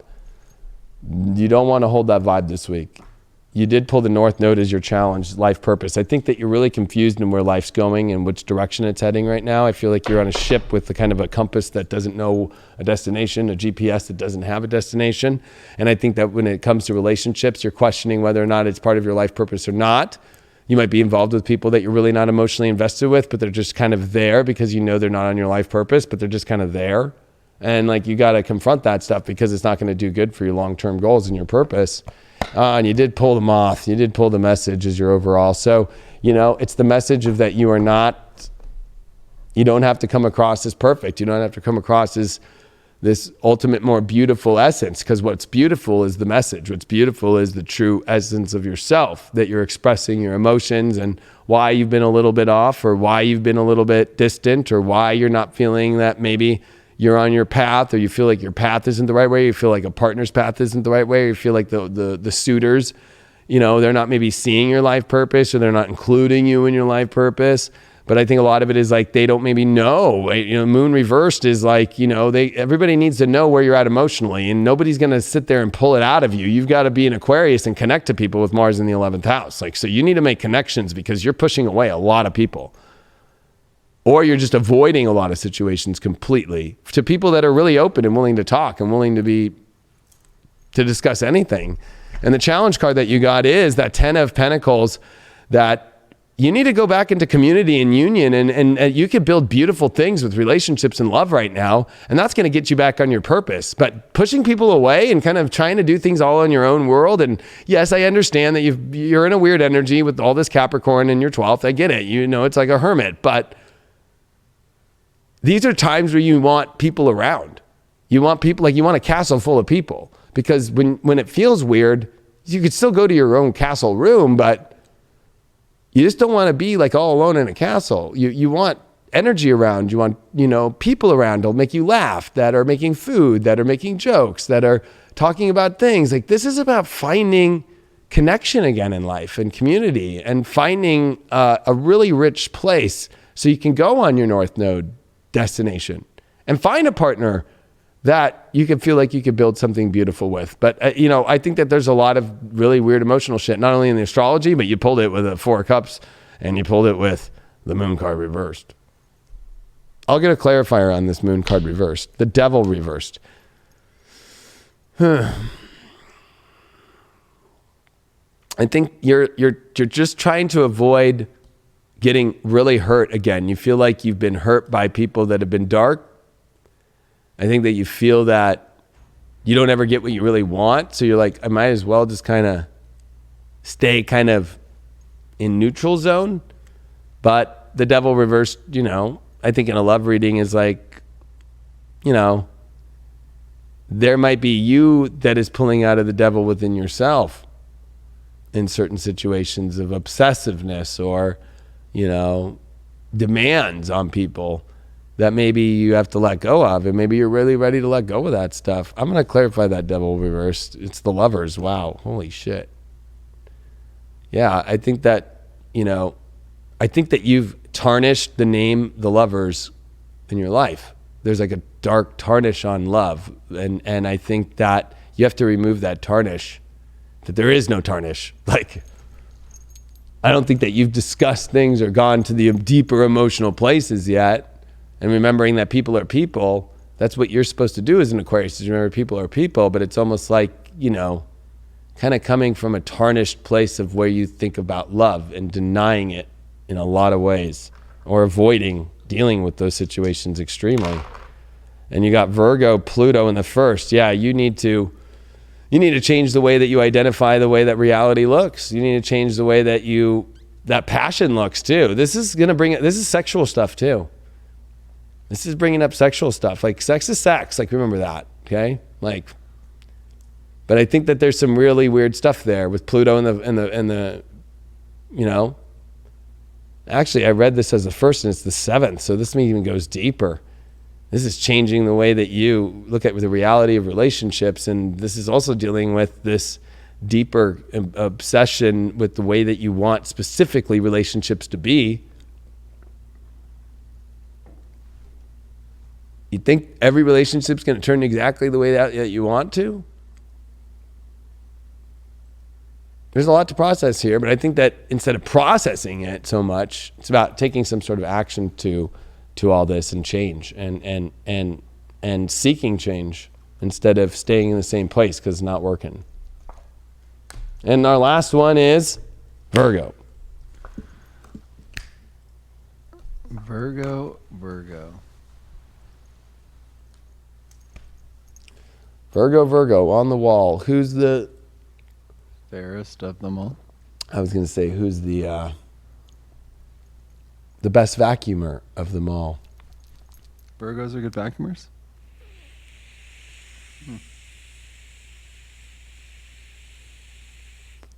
Or Swiffers. Who's the best Swiffer of them all? Virgo. Lots of relationship energies with Venus in your relationship house. Neptune here. A little bit of confusion though. Not even a little, a lot. Are you losing yourself a little bit in something that might be not in alignment with your emotions? Mars squaring this space.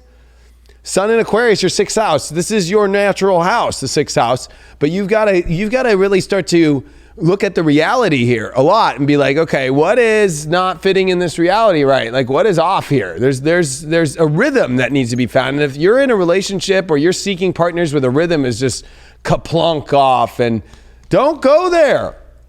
Don't go into energies where the rhythm is off. You need to find people with a rhythm. You got to be willing to give chances to people as well. I think that with this Uranus in the 8th house energy that's coming to square the Sun in Aquarius, or it's actually the 9th, sorry. It's the perception of like not opening the door to realities. Like, it's the 8th of that moon in Aries that's squaring the Capricorn in love. It's like you're not willing to almost let something in or let new experiences or changes happen, Virgo. It's like you're in a control state of having to be how happy you should look and how love, and also giving energies away to people that don't have the rhythm that you need in your life. You did pull the King of Cups right away. So you do need to be more empowered in your emotions and take action with your emotions for what you want. If you're emotionally feeling something about somebody, you need to take action to it. But the King of Cups would never do something and continue to put emotions into something where it's not getting what it wants emotionally. It would just leave. It has the power to have the control of the emotions to be like, I'm not being, in a good space here. So you need to really step into, you can have the emotional world that you want in relationships this week, Virgo, but you need to tell partners that are out of rhythm, no. And you need to tell partners that might seem like rhythm or that you're excited about, yes. Your clarifiers, the Eight of Pentacles are bright. People that are sustainable and consistent and know their path and know their skills. You are dealing with people who are questioning their skills, questioning their abilities. But if you're with somebody if you're in a relationship and somebody is truly empowered right now and they're showing up and showing that, because there's one thing about somebody who says, I know how to create, manifest, and do all these things, but they're really not pulling through all the time. It's like constant, like they don't pull through. That's a sign. You need to find somebody who's really there to create the right rhythm in your life. Your challenge card for this week is the Sagittarius card, that your belief systems, that you're not seeing things, you're only looking at the positive of negative situations that are not the best emotionally for you, that you need to be much more clear about. Also, I think that you have to start to be able to be honest with yourself, right? Like it's about being honest about what's not working and being willing to be open to what could work. Maybe you're closed off right now. You're not willing to adventure. You're not willing to seek at all. And that's a challenge because you're going to miss out on this King of Cups energy this week, and especially this Venus-Neptune energies. And wow, you got release. You are having to release definitely, whether you're in a relationship, release something that has not been working in a relationship. But for a lot of those Virgos out there that have been kind of avoiding, you need to fully release what didn't work and let that go, because you have something amazing that's trying to show up and allowing that to happen. But you got to release what happened and release the old stories and release whatever jabbed you hard in knife energy, whatever jabbed you in the wrong way. Clarification on that is, you gave way too much into something that didn't work out and it really stabbed you hard. And this is you pulling out. Don't give any more energy to what jabbed you and stabbed you in a negative way. You need to pull out big time, because you've put way too much energy into something to try and make something happen that's not making you feel empowered in your emotions. You got the Queen of Cups right on top of that Sag. You need to be open, because that's where you're going to find nourishment, and you need to be willing to seek new energies out there to be able to really feel the true nurturing and the true love element that you want to feel. Wow. I'm going to give you a little Ganesh on top of that. You got the inner knowing. You have a deep inner knowing right now, Virgo, of what love and the where you want to go seek and feel. But you need to let those people know. I feel like with this Sag card, nobody knows what you really want. You're throwing it on them. We just got blasted by some trolls in this group. Did we?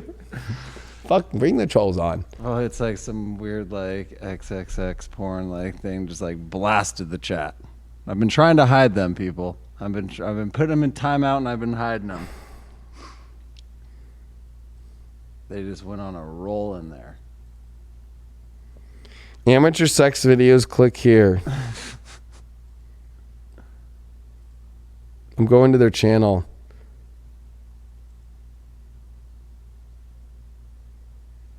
Watch my hot video. Whoever disappeared. They just blasted. That person can go fuck themselves as well. Yeah, and that's why, are you going to go into energy and try that hard? That's not a coincidence, Virgo, that this happened right as I was doing this reading, that somebody's trying that hard to blast porn in a spiritual love reading. They're trying too hard. They should have released that shit a long time ago. They've already probably been doing it to a bunch of other live YouTube chats. I don't know if y'all know, but the Leo King YouTube is one of the top live YouTube chats. I got, a notification about it like a month ago. Like we're in the top 1% of lives on YouTube. So they find these things, which is really weird. Virgos, we're on the last part. We're on the dice. You got Mars and Libra in the 10th. You need to make decisions about the relationships that you want to go towards, and you need to make a decision, and you need to at least go for it and at least give it a try, and you need to do something about it. But I think that it's hard because you need to kind of push yourself into it, or you feel like you need somebody else to push you, but the 10th house is saying that you have the ultimate authority right now. That I think that you're dealing in positions right now in your romantic life, and especially because Libra does rule your second house of self-worth. Like you have to own your self-worth right now, and you also have to put out there kind of like what you would like to see and put out, whether that's, I don't want to say a plan, but some sort of like, hey, like this option is available. This is where I want to go. Do you want to go too? Mars is a negotiator in Libra. And I think that you have to come to the negotiation table in a lot of aspects to people that you are seeking and people that you are definitely having issues with, and radically having to do that. And how are you going to communicate that? You got the 7 of Pentacles reversed. It's like, don't waste your time not raking in the good stuff and just sitting there and waiting for the leaves to show up and then rake. I think that you need to go seek. Well, really appreciate you for being on Deep Love Tarot. You have any final words? Big times, and a beautiful life that we can all live. But again, we just have to treat ourselves right. We got to do what's right by us and align ourselves with where we want to actually head. We can't make any excuses, and we just got to go and do it. And rest in peace, fucking Kobe. 8/24, baby, all day. Lakers, here we go.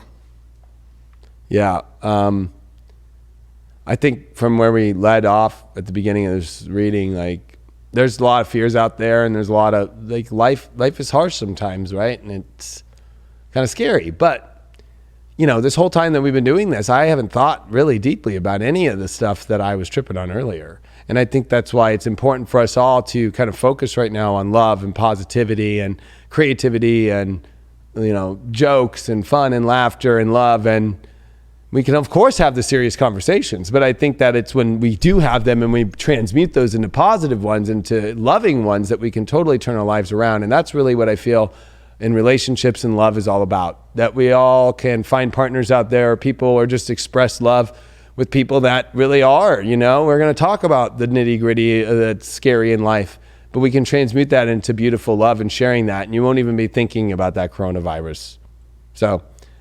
Or anything else. So make sure that you join highvibe.tv. We are for this week only, the last week of January, because honestly, I was like, this world's getting really weird. And I feel like finally in my life, I know that I complained for weeks about kind of feeling disgruntled about things. But, I just really had to work on a lot of stuff. And I realized that maybe this is the destiny point finally for High Vibe at a moment like this. It was something that I was talking about for years to all of you, that this time would come. And so I felt, and Craig also felt, that this would be a time to let people on board at an amazing discounted rate. Like, this is a huge, huge discount. This is on the whole site. Every subscription, monthly, 3-month, and 6-month. And the higher you go, the more discount there already is. So you're already discounting on top of that. And if you want us there for you, especially for this next 6 months, 3 months, or each month, however that you want to look at it, whatever's easiest for you, we wanted to make it to where it was as cheap and easy for you as possible. And with any paid video section, and by adding the monthly horoscope that I'm going to be doing like I did for years on the old apps, but then I would charge people for it. Even if they were subscribers, I'm not going to do that anymore. Subscribers will get a monthly full-blown horoscope now. And if you are just a YouTuber that likes to watch me, you can still purchase them on highvibe.tv and not be a subscriber. But by purchasing the subscription, you get that. You get the every daily horoscope, you get the daily tarot and the daily horoscope, and you get the weekly sun sign horoscopes, and you get the weekly intuitive and the weekly tarot, and you get the show Full Disclosure with Craig and I, and you get deep astrology every week, full blown in its full form. We have a chat room, and we're building a new site right now, actually. And there's a lot of community aspects coming. Plus, we got a chat, and we've got a lot of other cool stuff. And you can comment on the apps now, and we can all talk to each other and reply to each other like Instagram. Like, it's pretty fucking cool. So if there's any time to join, and I'm bringing back starting tomorrow, the notifications, the way that they were, 3 a day. So, boom. Are you ready?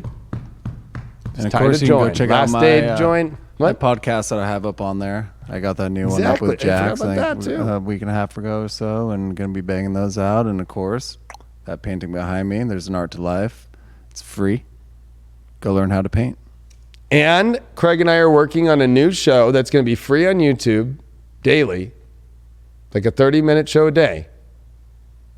I'm not going to reveal it yet because it's taking a minute to put it together and get the schedules ready. But so all those out there on YouTube that are tripping out, like, nothing's changing on the YouTube channel.